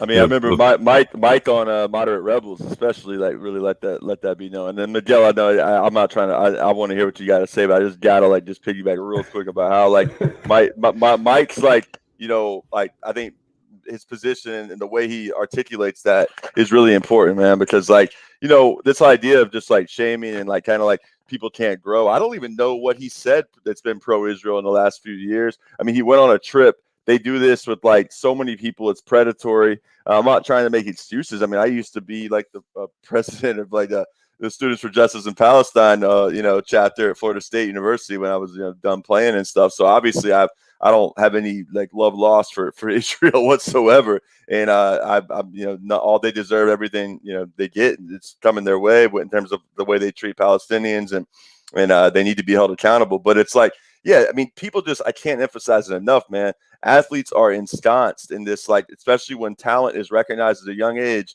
It's a prerogative by, there's so many people that want to cultivate relationships with them, that want to help bring them along, that want to have proximity, even teachers and whatnot, to someone who's going to quote, make it big, be someone that's have that kind of relationship, whether it's even just making food for them, inviting them over for dinner, team moms and stuff. It's just a crazy, they're not encouraged to get into political discourse like that, and because it's when that talent is recognized at a young age. And I mean, Draymond's from Michigan. I think he's one of the Flint guys. So many Michigan State players come out of there, and it's like it's very, very difficult to become like a Justin Jackson, to become a Craig Hodges like you see back behind me. But I'm just so anyways, I just had to riff on that real quick because I think Mike's I'm in complete agreement with his point. It doesn't mean we shouldn't hold people accountable, but let's like look at some context. I feel like with this, and I'm just wondering, what do you agree, disagree? Like, where's your take on that, Miguel? And then, Justin, do you want to add anything before Miguel responds? No, I just wanted to say, exactly. It's like when people make a mistake, you don't just they're not just automatically out. Like, you can cultivate and help people understand why. So yeah, that's all I was going to throw out there. Yeah, so I know with the Draymond thing, there's also there was also here, at least here in Sacramento, there's ex-player Matt Barnes, and he's been getting political. He's especially when him and all the his smoke, podcast, man. He and Steven Jackson, and with the George Floyd stuff. But recently, I saw something Matt Barnes talking about how he's been in contact with Biden and stuff. So a lot of people criticized him, which I get it. Like, I could critique him, and I might not agree exactly with the whole method. But again, we're talking about sports athletes that most of them have never been politically like conscious. Like, they weren't given these skills or these opportunities to learn about these things outside of the mainstream politics that we know in the United States. Like like me growing up, same way. Like, I would say I was liberal, I was Democrat, because growing up, I'm Chicano, I'm Mexican. A lot of the Mexican community votes Democrat. So all I knew was about, the electoral politics. It wasn't until I got to almost college, where I started getting more political and got more exposed to more radical politics outside of the mainstream, And you have a sports background at all, playing? So I did play in high school football, and then tennis, and then growing up I played baseball, and then I have a disability. I was born with mild cerebral palsy. So I played for like 2 years high school football, and then the doctor said I should have never been playing. So, which now I kind of agree with him. The way he kind of told me was kind of fucked up, but now I see why, because how dangerous football is. But yeah, like that was also just a weird experience growing up, because I was. So I feel you though, man, because doctors don't like the way that spoke to me, man. Because doctors, like, the way they just tell you that without any sensitivity, like, you've been working on towards something for such a huge portion of your life, and just sort of like, to them it's just like one other appointment they got to run to, just whatever. And I don't know, I just feel like that's something that some doctors, just some great ones, man. I mean, like Dr. Howie Weiss in Jacksonville did so much, like, for me when I was coaching, especially, like, having uninsured players like guys like Duran, Mike, you remember, and others like him. Like, we go out, Dr. Weiss treat him for free. So there's doctors that do good stuff. He actually made it now where when I was coaching him, Mike, when you were in high school, like, there weren't even trainers at all the Jacksonville public schools, man. And it's something I just thought about. Have y'all seen Ace Ventura, Pet Detective? Yeah, back in the day. Isn't that plot about what football does to an athlete? You know what I'm saying? The psychology of an athlete. The bad guy was a former NFL kicker who had missed the kick in the Super Bowl and went crazy, had to get checked into a mental asylum, and then kind of had the plan to kidnap Dan Marino. It's wild. I don't know. Miguel, go ahead. All right, I did. I was just going to say, but that movie's also revisionist history to make you think that the Dolphins had such a successful season. We were in the Super Bowl, All right. And they also like revisionist history of the Super Bowl they lost, right? Because the Super Bowl they lost was apparently by the kicker. Well, didn't they lose that Super Bowl like 55 to 10? The only one Dan Marino went to, they got blown out. It was early in his career. And he was just like, "Oh yeah, we'll be back." Basically, that was against Joe Montana and the Niners. Yeah. And that's the Super Bowl that they talk about in Ace Ventura that they apparently only lost by a missed field goal, and it's like, no, they lost that by like 45 points. Come on, man! Like, they gotta dramatize stuff, man. I want to make. What county was Ray Finkel from? I feel like a Florida people. I'm trying to think. Was it Martin County? It's a very bum kind of. Collier County? Yeah. Is that it? It want to be. I mean, if it's like the redneck type thing, Collier County. But that's Naples, man. Really? I mean, like that one. That doesn't sound like it'd be the sport you're thinking about. But whatever. Who cares, Collier man? County is all right. The county, yeah. That's like that's like Naples. Yeah, Fort Myers area. Huge right wing territory. Yeah, that's where all like the reactionary politics. Well, that's where the the Midwestern snowbirds go to the Gulf Coast. You know, like Naples to Tampa, and then like the New York, New Jersey, like. You know, kind of like Cuyo, whatever, like, Jersey Shore fist pumpers. They like to go down to like Broward County, Palm Beach, and like Miami-Dade, that sort of thing. But I digress, man. Miguel, like, let's like put it back on you if you want to comment on the. But we were taught when I touched you off, man. I was just literally wanting to make the point of show solidarity that I feel you with, like, the whole thing with doctors, telling you stuff like that because and it went all the way to Ace Ventura. Isn't that wild, man? Hey, that's how it goes on podcasts, right? Yeah. Start talking. Go ahead, man. Yeah, that was my experience growing up was playing sports. And then I've always been a big sports fan. So now that I'm, a leftist in the sports and I have my anthropology background, like that's all I want to talk about all the time. Actually, I don't know if you guys saw. So you guys also see that Blake Griffin was getting sit out and going to get traded. Yeah, I did. And Stephen A. Smith was talking some shit. I don't know if you guys saw that on First Take. But he was also the other day, he was saying like, he was supportive of Draymond. I didn't hear what he said today, but I know that he was saying like, these NBA players, like the way that, Draymond, basically like he was surprised that Max Kellerman was like, he was actually out woking Max Kellerman for once, and saying that like, that basically these that Draymond was like just speaking facts about like the power dynamic relationship and that like why is it that we like do not that the sports media in particular corporate sports media like will label guys like locker room killers and all that, but the scrutiny that goes on owners just does not happen. It's like maybe there's an individual bad guy if it's Donald Sterling, but you just never have the kind of like communal collective castigating of ownership. And I guess that's part of living in a bourgeois society, right, where the media is owned and we by corporatists, right? But I don't know what are your thoughts in general about like whether it be player empowerment or your own. I was even curious about your own background just as a sports fan growing up and kind of how that kind of transitioned over time into like leftist politics. I just grew up, being a sports fan like most people in America. And then wasn't until, I got into college and started reading more of a radical politics stuff, started being a community organizer in San Jose and when I was in grad school.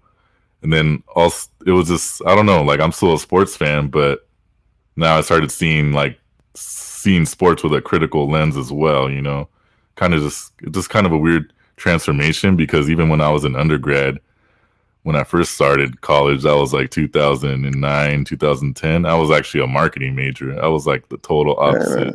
Yeah. Kind of within the couple years after that, my whole politics changed, like the way I looked at things. Hey, well, you should never be allowed to be a leftist then. That's it. I know. You were a marketing major once. Yeah, man.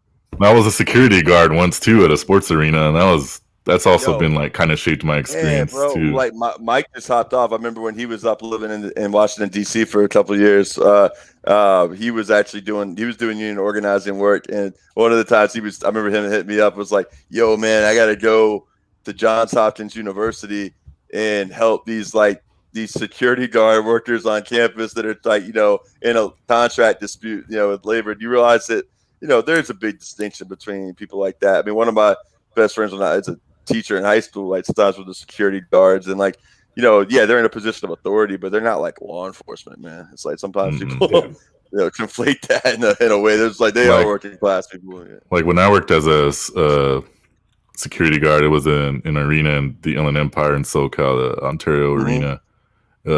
So you're just a glorified like guest service person that has a little bit more power, but you get paid crap. Like whenever there's something serious, they just call the cops, And that back then, I was like 2000. I stopped work. That was 2008. Started working there in 2012 when I moved for grad school. By that time, I was already a very anti-police, whole police brutality stuff. So that was interesting working there too, just seeing things behind the scenes like of a sports arena. Like most of the time, they have a minor league hockey team there, and they don't get paid crap. Like even when you guys were talking with Abdul about CFL players, like just like in minor league baseball, like the minor league hockey players, at least when they were that team in Ontario is the Kings AAA team. Before they were the single A team, the ECHL or something like that. And they had two jobs, just like the CFL guys and baseball minor league players. For some of y'all who aren't paying attention, aren't huge sports fans, he's talking about the LA Kings National Hockey League team. It could be a little confusing for people that hear he's from Sacramento, right? It's the Sacramento Kings NBA. There's some people that aren't like huge, like they like the connection of sports and politics, but aren't like, all fan, types like us, like we grew up in. Yeah, so that was always just an interesting experience growing up, just working in a sports arena. Now, I feel like all these things kind of shaped my politics now. Right. Mike, so Mike's going to have to bounce, man, because, he's got, he's telling me at 9:30 he's already pushed it 8 minutes after. So, Mike, why don't you mind making a closing statement about your thoughts on the Vincent Jackson thing, and then you bounce, and then we can kind of piggyback on where you leave off, and then just whatever else you want to say. Yeah, I mean, it's definitely a tragedy. I mean, I think it was 36, 38 years old. I remember him getting drafted. Was it Northern Colorado? Man, yeah, he went to a small school. I can't remember, either there or Northern Arizona. They got drafted by the San Diego Chargers, I think, first. I think it reminded me of former wide receiver for San Diego Chargers, David Boston. Kind of had the same type of big dude, right. Even though David Boston. You're right. Northern Colorado, you were right. Yeah, even though David Boston was juiced up out of his mind, but yeah, Vincent, he was juiced up at Ohio State, man. He was huge, bro. But I would say, I mean, it's definitely a tragedy to see what happened to him. Initial autopsy, so he had CTE possibly. I know the family kind of pushed back on that and said that we want to see the full autopsy. Right. But law enforcement saying that he had some alcohol issues. They did a welfare check on him a couple of days before and figured out he was fine, but somehow he ends up deceased a couple of days later, which is very suspicious on law enforcement's part. For like, come on, like you go to his place and he's fine, and then he ends up dead. Like, what's the point of a welfare check? Figure something out. Yeah, his family had been reported him missing last Wednesday, and he dies on Monday. And issues of alcoholism, depression, and he's fine. He's good. He's good. Now he's dead. Just said, I'm good, man. I'm good. So maybe if we had, if that funding was going towards people who can help people, not just health counselors, right? And defund the police, whatever. But kind of goes to the point. I mean, football is a game that does a lot to the people who play of it. It leaves its mark on you. Some physically, I know Nate, for example, with his kind of back injuries and whatnot that he's had to deal with, and some mentally with the scarring that it leaves with people. I mean, think about the sheer amount of physical contact he used to take. He's taken in his life with all the hits to the head. Think about, the expectations it is, for being an athlete of that type of caliber with all the potential you're being told you are, maybe not meeting it to the extent, because he had a good NFL career, maybe not a great one. Maybe he had those expectations. You could only speculate, but it kind of, you start thinking about those stuff and the things that goes towards like a young, he was a young man, like 38 years old. Yeah, man.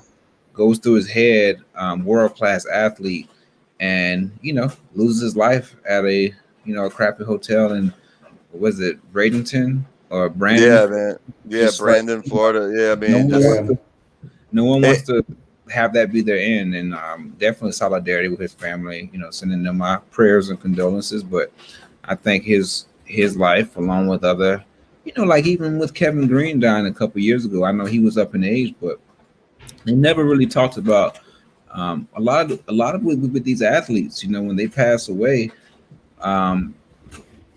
our minds go straight to CTE. It goes straight toward like how is the conditions of their minds, their brains, their like mental state, which is all tied back to playing football. So whenever someone has any criticism about how much these athletes make and how much they're demanding, they're taking years off their life to play a sport that entertains a bunch of people on Sundays. You know what I'm saying? And they deserve everything they get, but also they deserve to be treated right. There needs to be something done in regards to with athletes, showing them a path forward. Who may not have had that after athletics.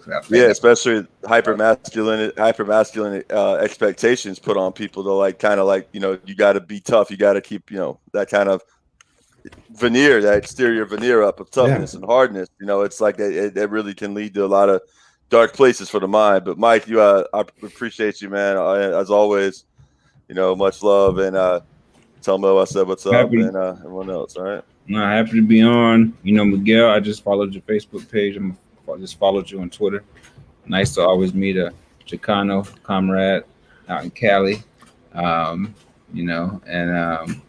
want to, Justin, as always, I'm happy to always be on. I'm happy to start doing this more regularly. I think that's going to be absolutely pretty good. And, I'll see y'all fellas later. Thanks, right. Michael. Yeah. Right. Peace, man. Have a good night. Yep. All right. So here we are, the trio, the survivors. All right. So, anyways, who wants to pick it up? I know Justin. Why don't you hit it with something? Maybe we go. You have anything on your radar in baseball right now that's worth hitting on?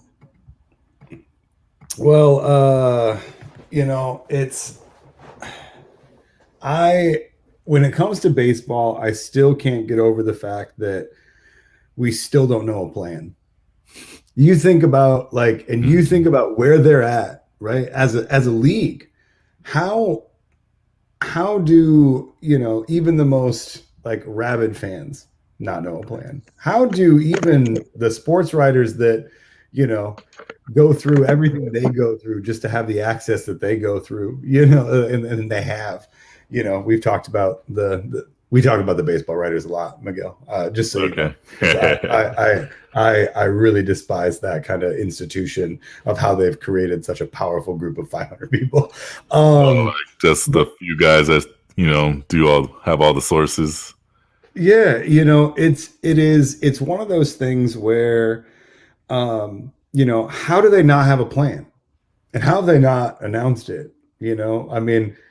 Today, pitchers and catchers reported but did they and I know had a whole year of the pandemic to prepare for at least this last season. Plan. Yeah, this last season you go you kind of have to do it on the on the fly, but you've had a whole over a year.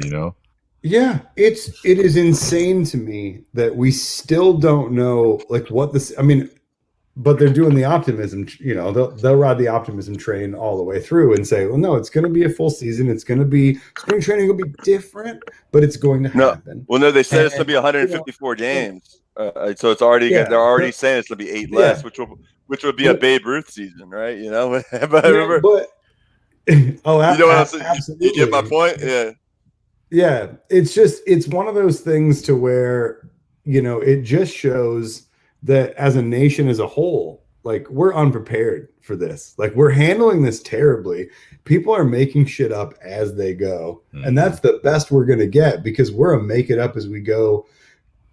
What I think most of what ails the US from a systemic all the way up to just the topical are all just because we're a make it up as you go kind of society. And no planning allowed. Yeah, and it's that just fast-paced capitalist mode, Yeah, exactly. Planning's the antithesis of freedom, Justin. Yeah, exactly. It's bad for cash flow. Yeah. So that's the most remarkable thing for me. And this 154 game season, I'll believe that when they also put it in writing and agree to it. I don't know why they haven't agreed on the DH thing either. So there's too many things that are just left floating for me to have any confidence that I have no idea what to expect. Am I happy for my team? Absolutely. I mean, as a Cardinals fan, this has been great. Nolan Arenado. Right. Got Nolan Arenado. As much as I love Dexter Fowler for being a locker room guy, that's money we didn't need to spend. Locker room. It's just money. Locker room guy designation. Yeah. It's just not that's not money that we needed to spend right now on a 6'5" left fielder. Right. It's a bad height for it's a bad height for a fielder. Anyway. Yeah. No. I know you're tall, Nate. I know. I'm not speaking ill on tall people. I'm just saying that's a terrible height for. Yeah, and to be an infielder. I mean, golly, outfielder. Yeah. To be super tall playing. I mean, yeah. Where else are you going to play as a tall? Look at Aaron. I mean, Aaron Judge already has his issues, but height. So. Oh yeah. The utility guy that Fowler replaced, Jose Martinez, we've chatted about him before. He used to be with Tampa Bay. Topics, but I mean, he's 6'7", so it's like all we knew how to do was to put at least one 6'5" plus guy out there. But anyway, I digress. This is a little too much sports, not enough politics. Sorry. And plus I don't want to brag because I mean I see your hat, Miguel. We all know what you're going to do this year. It's fine. Oh yeah. I don't like Travis Bauer. So you mean Trevor Bauer? Trevor Bauer. Yes. That's your boy now, man. Come on. Yes. So that's a big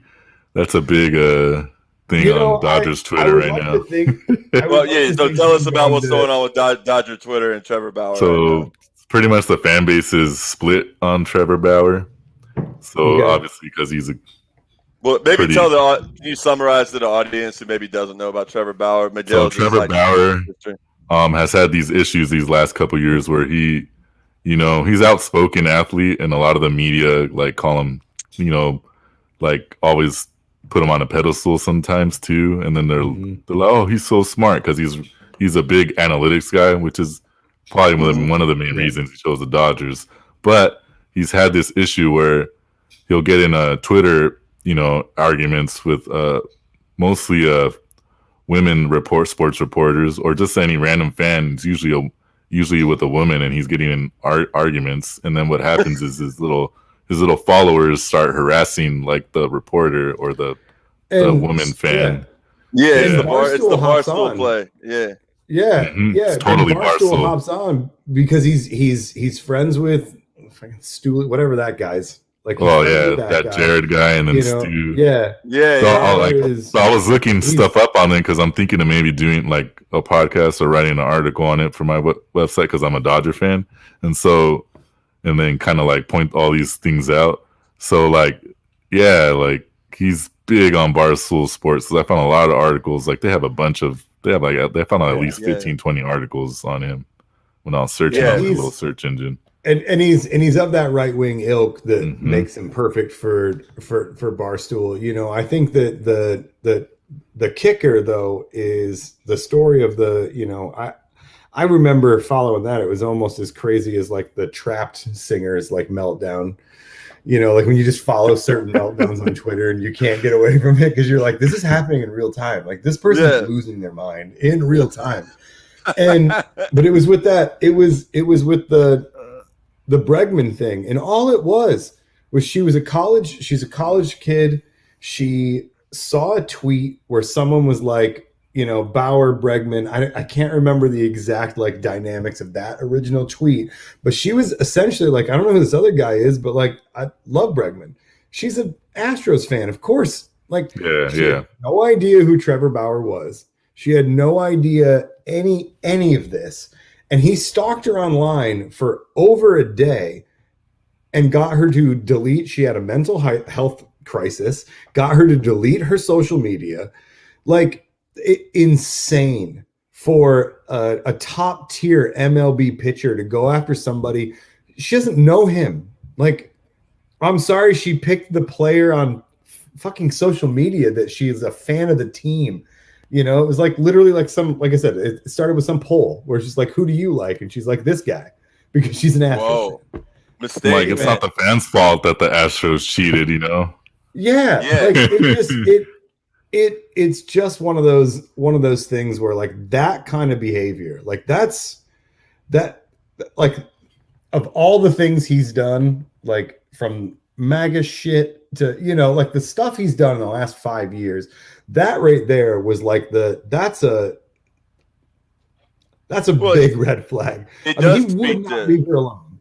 some crazy misogyny, because it's like the idea of it just always just so happens to be like women that like are like the object of your like just rage and whatnot. It's like there's something where like inside the psyche of that kind of like misogyny, where you think of women as like objects of like to like project and like literally like in real life for many abusers, and then figuratively, but like literally too, in the sense of like the harassment angle, really inflict pain on women, and I think that's like a part of the pathology of some of that, and it comes from kind of this, I think that sort of archetype, that there's an archetypal type of misogyny that like I think Trevor Bauer sort of embodies, and I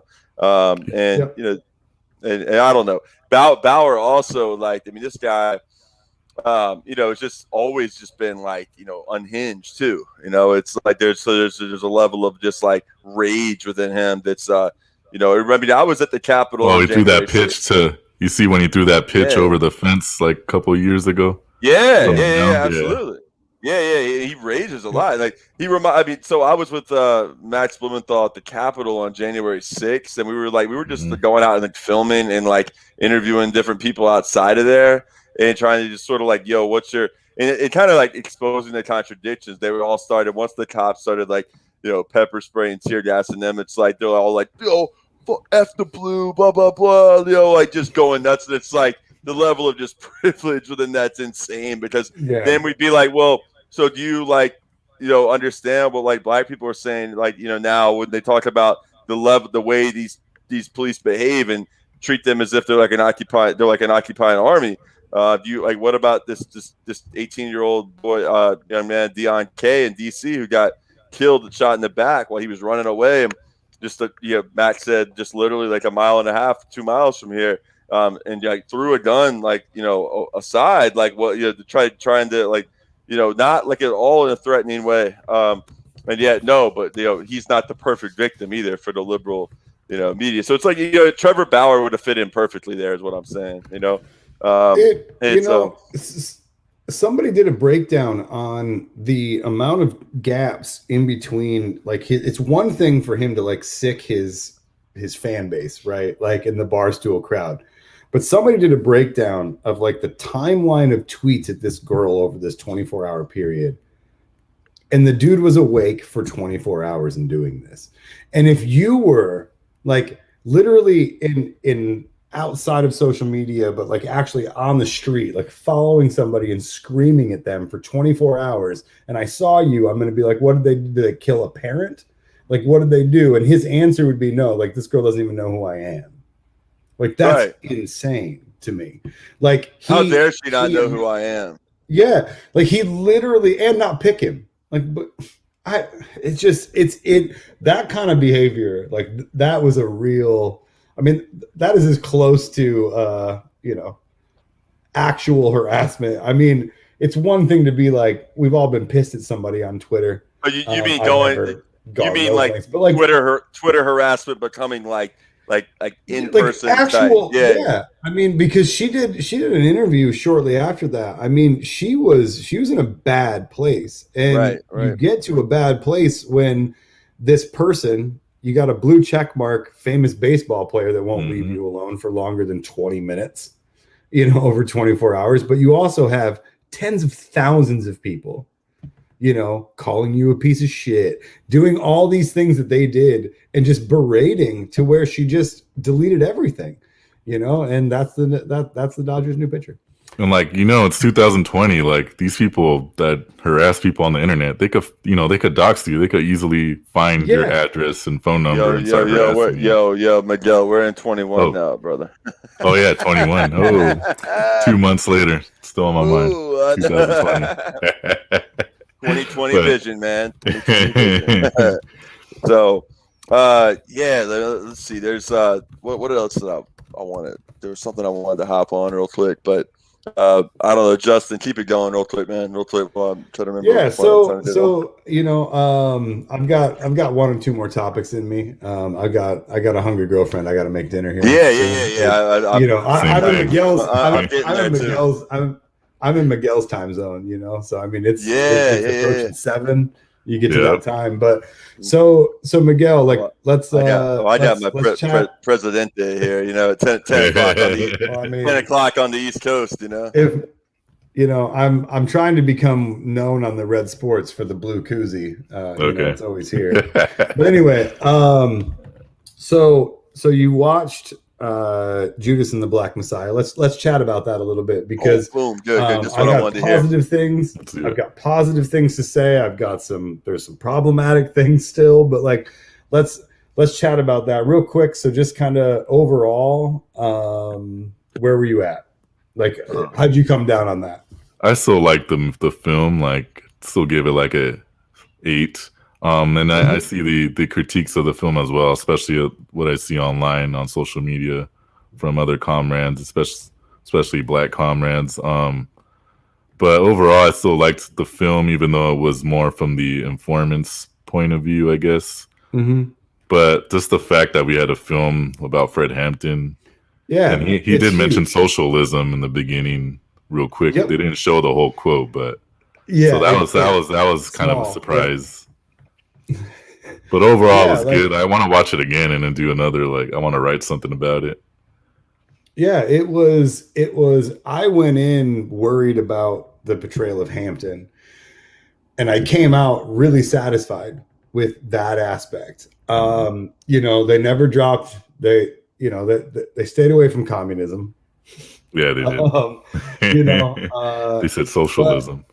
But at the same time, that's always the biggest worry when you have a movie like this, is that the portrayal of the person that, that people should know about. And I really was worried about that. And that's not on the director or the writer, that's on, studio systems. That's on that whole idea of,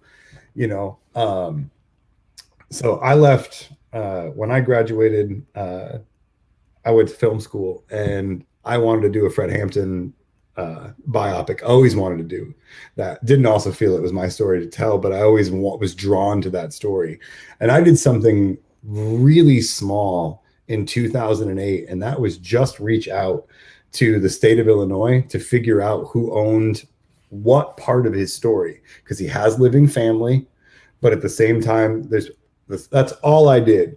I got a letter that I actually have framed that is from the Chicago. It's the Benevolent Officers Guild. What the fuck? Yeah. So, because what I did was I dug into public record. So they knew then who I was. And I got a letter that named my parents by name. Damn. That named my wife at the time by name. And just strongly encouraged me to fucking stop. What? Like kind of like a cease and desist type of letter? But like a really calm, hey, we just know who you are and we know all the people who love you. Like we're watching all kind of thing. So like this is the kind of story that I didn't think would ever be told, simply because these are the kind of things. And this is just a film student like writing a letter, right? And they simply wrote a letter back. So if I just jump in real quick, one thing to point out is his family comes from Louisiana, and like so much of the Black community in Chicago, you look at great migration patterns, like came up from like Mississippi, Louisiana, Arkansas. And that was sort of that migration pattern. The New York City area, Philly area is heavily from like South Carolina, the Carolinas, Georgia, Florida. But like anyway, so Hampton does have family, that are down south too. He's got it, but you look at that case, and there's certain cases, sort of like the one with Leonard Peltier, and then the one with Mumia, Abdul, like those are like the ones that police are going to close ranks around. I mean, Bill Clinton, I think, when he was leaving office, was close to pardoning Leonard Peltier, but like all these FBI agents just came out in force and literally stood outside the White House in like a show of force, like, you don't want to do this. And he the coward he is anyways, like he didn't, and then something similar happened with Obama. I mean, like as much as whatever, he's imperialist piece of shit. I mean, credit for pardoning, Oscar Rivera, the Puerto Rican, national liberation hero. But why not pardon Leonard Peltier again? Again, it's this idea that I don't even believe that the FBI story, but it's like Hampton. You almost wonder how much that speech about, you kill one of us, we got to kill the pigs, back. Became like, that was the moment they decided, like, okay, he's going to pay anyone that tries to, like, stand in solidarity with them in that kind of way. And now it's sort of like, obscuring his Marxist-Leninist, like, politics, and making it more just about, like, black radicalism, obscuring the nature of Marxism and how essential that was to what the Panthers were doing. That's all I got to say. Just back, and I wish that they would have kind of tied that together more. So my biggest criticism of the movie is that I actually feel that they gave J. Edgar Hoover the Trump treatment. Yeah, they did. This is the bad apple, right? Like, had it just not been for this crazy guy just at the top, and you're like, you mean the guy that you gave all the power to? Shut up. That's how they got Martin Sheen to do it, bro. Exactly. They got Martin Sheen to do it because he's a resistance lib, and he was like, oh yeah, we hate single individuals that create all of our ailments, but not the system. Yeah, exactly. China is evil, but we just have bad apples. That's totally the Martin Sheen resistance. And like, lib. And I don't know if you went in the film, like they even like tried to like, compare. Oh, the KKK and the Black Panthers are the same. Like, that was getting me so mad. Like, it made me mad, but it was also realistic in a sense. That's true. I could see an FBI agent saying something like that. But yeah, it is annoying they throw that in there. But I mean, I was kind of torn. That pissed me off. But then I thought about it for a few minutes. Somebody was just like, well, yeah, the FBI would say some shit like that, though. Yeah, so but at the same time, if an FBI, agent were to ask that, just throw that easily back by just going in. Which one would you join first? Because if you want to see the difference between those two organizations, ask them that. Yeah, but the reality. Yeah, he was sitting there trying to make the point about how he like supported Schwerner, Chaney, and Goodman.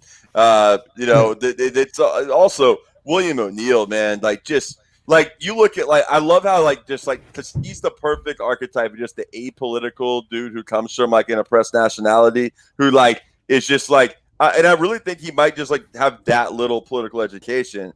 Like. I mean, there's plenty of people like that. Oh yeah, and go ahead. Yeah, his death too. So if you look into a lot of what surrounded Bill O'Neill's death, it's crazy. I mean, his family, and I'm not one. I'm not his family. I get his legacy matters, but they do a lot of and they've made a lot of statements that it's not related. That his suicide was not related. How do they know? How do they know? I know, but again, I think it's legacy protecting, and I don't think that his legacy sucks. So, sorry. I get that, It's just it's one of those things that that's an interesting factor for me to think about. Right? Is that, and I think that would have been a great line. First of all. How he chose to kill himself was omitted. They just said, he committed suicide the night this interview aired. I think that how that happened shows his state. I've unfortunately known people who have gone that route. It's the choosing of how is part of that. And I don't know anyone who just runs out onto a freeway. He was in a crisis. I mean, it was clearly a crisis of something. Because that's not a typical route. Like people. Yeah, that's usually not the route someone will take. Yeah, if they decide to do that. And clearly he was going through stuff. But yeah, no, it was interesting to see that portrayal. Obviously, there's a lot of guesswork. I mean, so many of these conversations, there's no record of. So we don't know. We don't know in so many ways.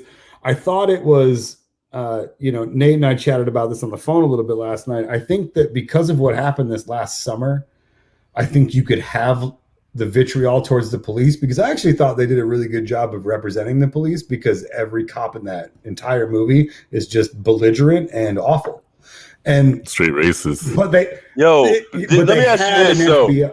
When you see the FBI agent, I can't stop thinking about Landry and Friday Night Lights, man. I mean, it's like he's like one of those people, bro. It's like that character, just like the kind of like not that athletic dude that's like wants to try, like but loves the team and is there and like supports his like brothers on the it would be the Permian Panthers in real life, because that's like the name of the high school in Odessa, Texas. But it's, I guess in the show it was the Dillon Panthers.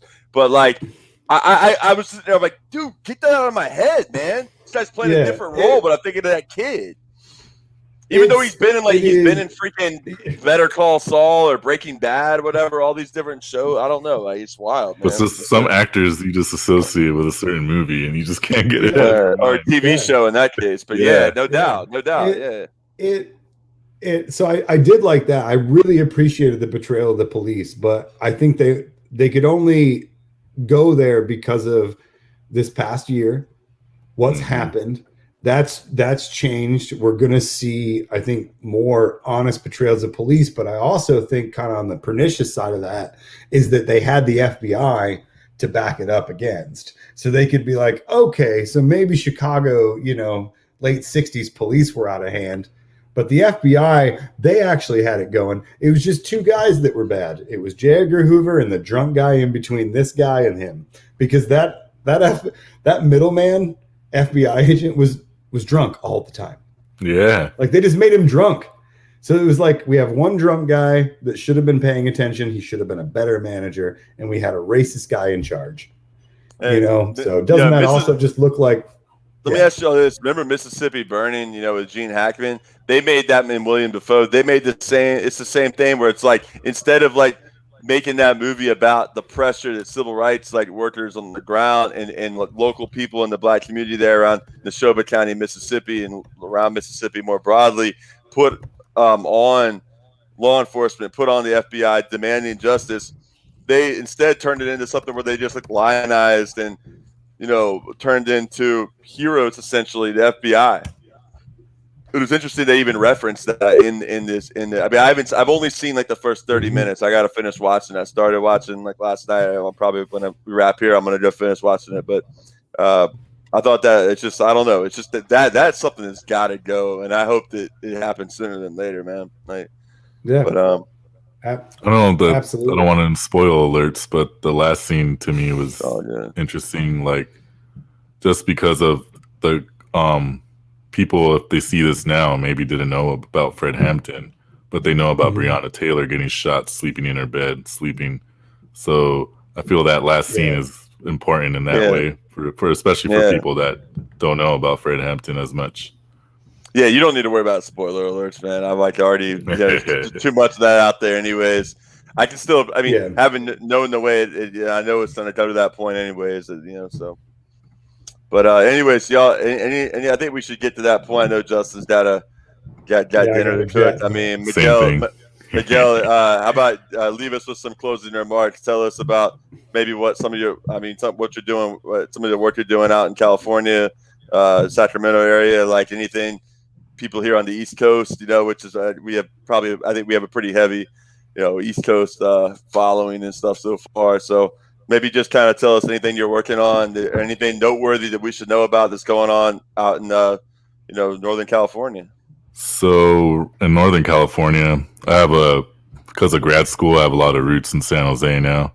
So over there, I used to be part of I'm still part of it, but now I live in Sacramento. So it's harder for me to, help out with things. But there's a Justice for Josiah, which was a undocumented Mexican man, Antonio Guzman Lopez, was murdered by San Jose State Police, like right outside the campus.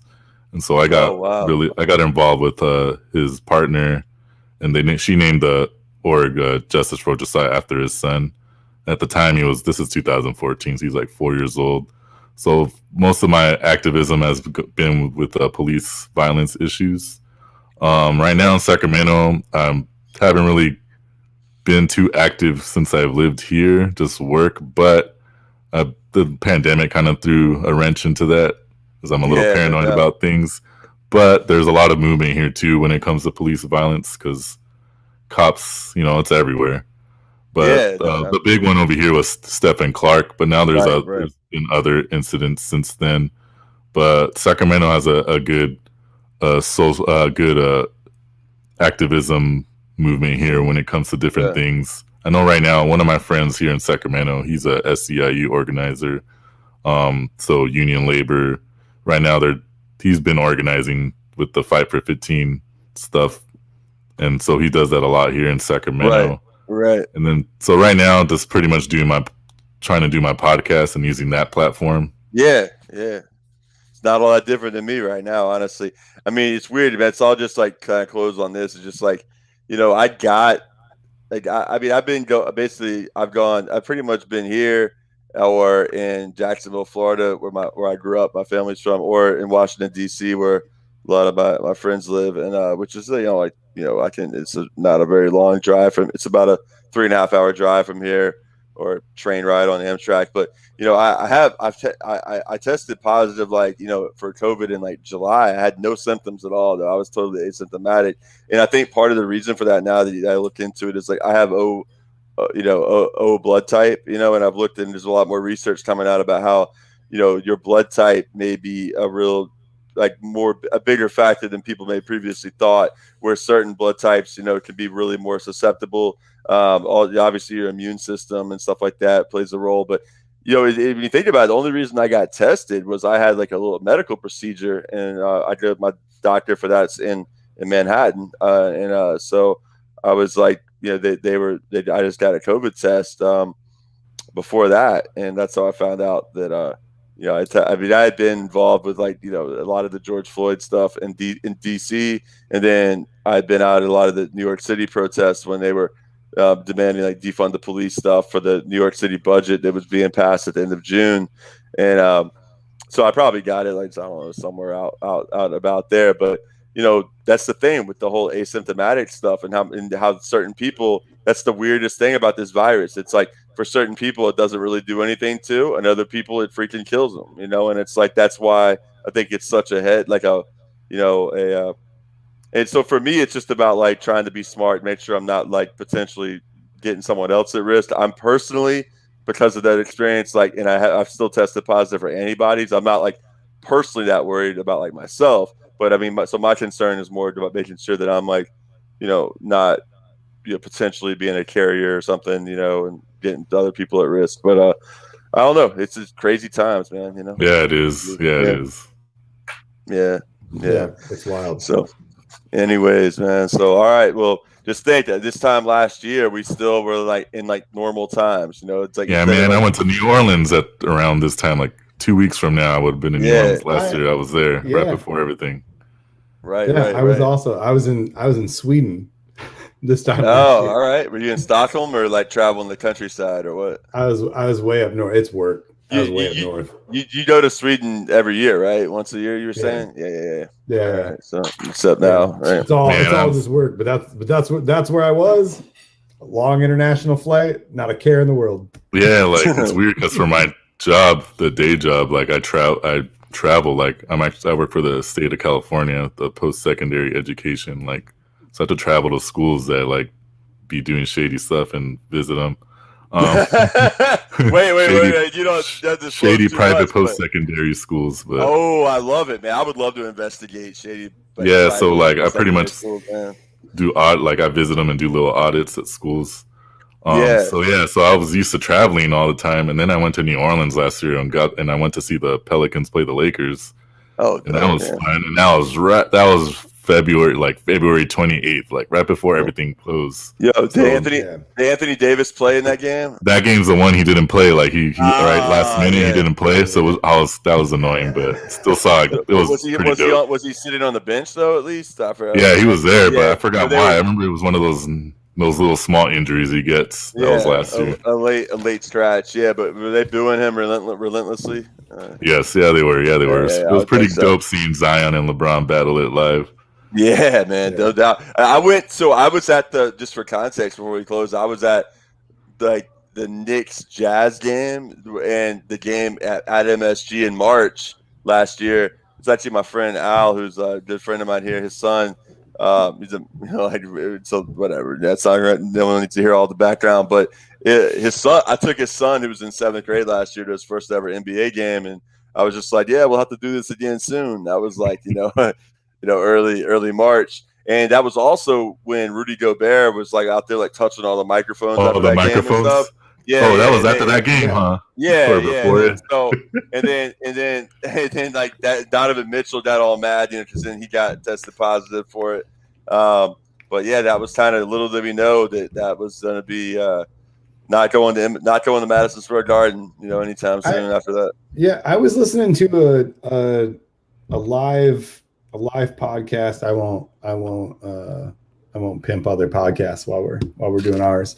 But anyway, I was listening to a live show from like last March. Except for yours, Miguel. We're gonna pimp yours. Yo, I mean, if it's good, and they got good politics, I don't mind, But oh yeah, no. So I was listening to a live dollop from March of 2020, like early March, like one of the last shows before the whole thing got shut down. And it's a live show, so there's like audience, that's there, and somebody, I don't remember what, like you can't see what, actually I shouldn't say I don't remember, you can't see, it's audio, but like somebody in the audience clearly went to like touch their face, and this was back when, remember, it was just like, well, just don't touch your face. Wash your hands and don't touch your face. Wash your hands and 20 seconds. And sanitize like every package in your mail and all that. And both hosts are like, "Oh my God, this guy just touched his face! Don't touch your face!" But like that was like the weirdest time capsule, because it's like that's right before that. That's that in between, right? Like, yeah, when Gobert was still touching microphones and everyone was like, "Oh, come on, it'll be fine," and you're like, "No, not fine." Well, anyway. We're Americans here, so we just have grit, man, and we just gotta like. We gotta persevere and be tough. Like, cool. There's some people, man. Like, I'm not even gonna name, but I was talking to someone who's a prominent figure recently, and like kind of, and they were just saying how that they don't think this is gonna be over for like this, because the U.S. and the way people can't deal with any like kind of like any kind of like wear a mask, anything. Is going to like, it's an infringement on my freedom. We define like freedom of all these superficial measures that like their prediction is essentially that like, all right, we'll like, get this like this variant of COVID under control. Then there'll be some, but it's really like sort of like a lens and a mirror or like a window into like the larger sickness of our society and like the just the extreme income inequality, not just income, but wealth inequality. And the virus just really rips the lid off all that. And I don't know. I don't think we're going to be able to get this strain under control completely. I just think people are going to have to just adapt to like, people being comfortable with their own level of risk, doing things. Things will open up to a certain extent. And then people that are more at risk are just going to be kind of like, have to like kind of look out for themselves. Because I don't think it's going to be like, okay, we're getting back to normal because we've gotten to a certain level of the virus being under control. I kind of think it's just going to be like, okay, we just put our hands up, like, like we can't do this forever sort of thing, at least in this country, because we don't know how to do it the right way to really get, New Zealand, you see all what they did. China, I know people want to say, we can't believe anything China says, but, according to the New York Times, right? But nonetheless, they've done a better job than we have here. I think it's safe to say. New Zealand, Vietnam, Like even Canada's done a better job, and they haven't done that great of a job. Like they won't even let the Raptors play in Toronto. Oh, they don't want all those U.S. players coming in there, right? I mean, no, the Blue Jays can't either. They got to play in a AAA park in Buffalo. Yeah. Are they still going to play in Buffalo? Well, I'm assuming the Raptors can't play. Right? They're going to play. The Blue Jays are going to play in Buffalo again. Yeah. It's weird seeing the Yankees play regular season like road games, like a minor league park in Buffalo, like upstate. Luckily, But whatever, man. Strange times indeed. So, all right, I think that we're gonna peace out right now. Thank you to everyone who there's people in the chat.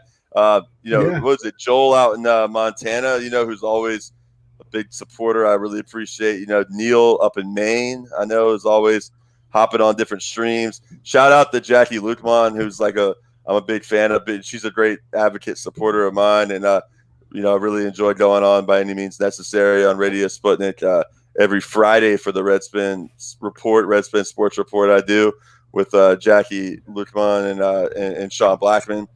And so check me out on there on Fridays. It's funny when Miguel was saying about having taken a break in the fall. I was like, well, if it weren't for those radio spots I was doing on By Any Means Necessary, there would have been a big gap on upload too for a while. So I feel you on that. But so shout out to Jackie and Sean and the producer for By Any Means Necessary, Wyatt Reed, who's a good friend of mine too, writes for the Gray Zone a good bit. And anyways, man, a lot of people doing good work, and we just need to support each other, I think, because power never concedes anything without demands, right? And I think what we're all doing, just talking about sports, is you could say anything's trivial in a vacuum, but it's about trying to find the ways that we can make larger connections between different we're a very fragmented society, and capitalism wants to do that to us, right? So we got to find ways to work around that to try to break through the fragmentation and make connections, right? And so the fact that we're always punch up, man, the fact that, think about it, just tonight, I mean, there's a lot of dystopian aspects of technology, but one that's not is the fact that we had Mike Sansom, who's one of my closest friends in Jacksonville, Florida. Like I said, my hometown. I've lived in Jersey City since 2015, which is a lot of people call the sixth borough of New York City. Essentially, we're literally, I'm closer to Manhattan here, I guess, than most of Brooklyn and Queens even is. So it's weird. The whole some. Is that where Mike Trout's from? No, he's from down in the Jersey Shore, Tom's River, New Jersey, further down South Jersey, Todd Frazier. Yeah, Todd Frazier's also from down that way too. But Jersey Shore is a different world. Whereas here, Hudson County, New Jersey is really just part of New York City. I mean, I'm literally right in between the Lincoln Tunnel, which goes into Midtown, and the Holland Tunnel up here, kind of a little mountain, very hilly area right here. You go to San Francisco, very similar. It's it's a Palisade Rock type formation area here. So, anyways, man, there's digressing a lot, but but think about what I was trying to make. The point is, we had Mike in Jacksonville. I'm up here in the New York City area. Yeah, Justin's out in Seattle, and Abdul Malik is up in Edmonton, Alberta, Canada. Mm-hmm. Who's from Toronto, and you're on here from Sacramento, from Sacktown. So it's the fragmentation exists, but we're finding ways to break down walls, and also just get to make connections through that. And eventually, these things are gonna kind of it's weird. The ruling class builds technology to benefit them, but it's sort of their own Frankenstein monster too, in some ways, right? Yeah. You're building the very tools that can also be used against you, right? And so gotta do stuff. So anyways, that's all I got. Any last words, Justin, Miguel? Just thank Miguel for your time. It's been awesome, man. Also, like Mike gave you a follow, so looking forward to future chats, and just thanks for coming on, and thanks everybody in the chat for hanging with us. So that's what I got. Same thing, man. Thank you guys for having me on. Thank you for having me on this podcast. Ever since you guys started following me, I started following you guys. Been trying to watch all your shows. I love it. So really awesome to have me on here. It's a pleasure. And I just want to shout out, if you want to follow me at Sports as a Weapon on Twitter, and then on Instagram and Facebook it's Sports as a Weapon Podcasts. And you could check out my podcast on Spotify, Apple, pretty much all the platforms. I'm gonna try to push out more episodes, but I just want to leave you guys with a quote I got from Scoop Jackson. Abdul gave me a recommendation of his book, so I started reading it. And Scoop Jackson, there's just a quote he said: "For years I've looked at sports through a prism of power." So it's a good quote that I've been thinking about the last couple of days since I've read it. That's what's up. And he's talking about Scoop Jackson, the sports writer, dude, not the neocon former Democratic senator from the state of New York. It was the biggest pro-Israel guy you can imagine. But no, Stoop Jackson, the basketball aficionado, right? ESPN. And ESPN, yeah, absolutely. Definitely has done a lot of good reporting over the years. So, all right, that's going to be it. We appreciate y'all hanging with us. All right, until next time, be well and keep fighting. All right. Have a good night. Peace. All right. Peace.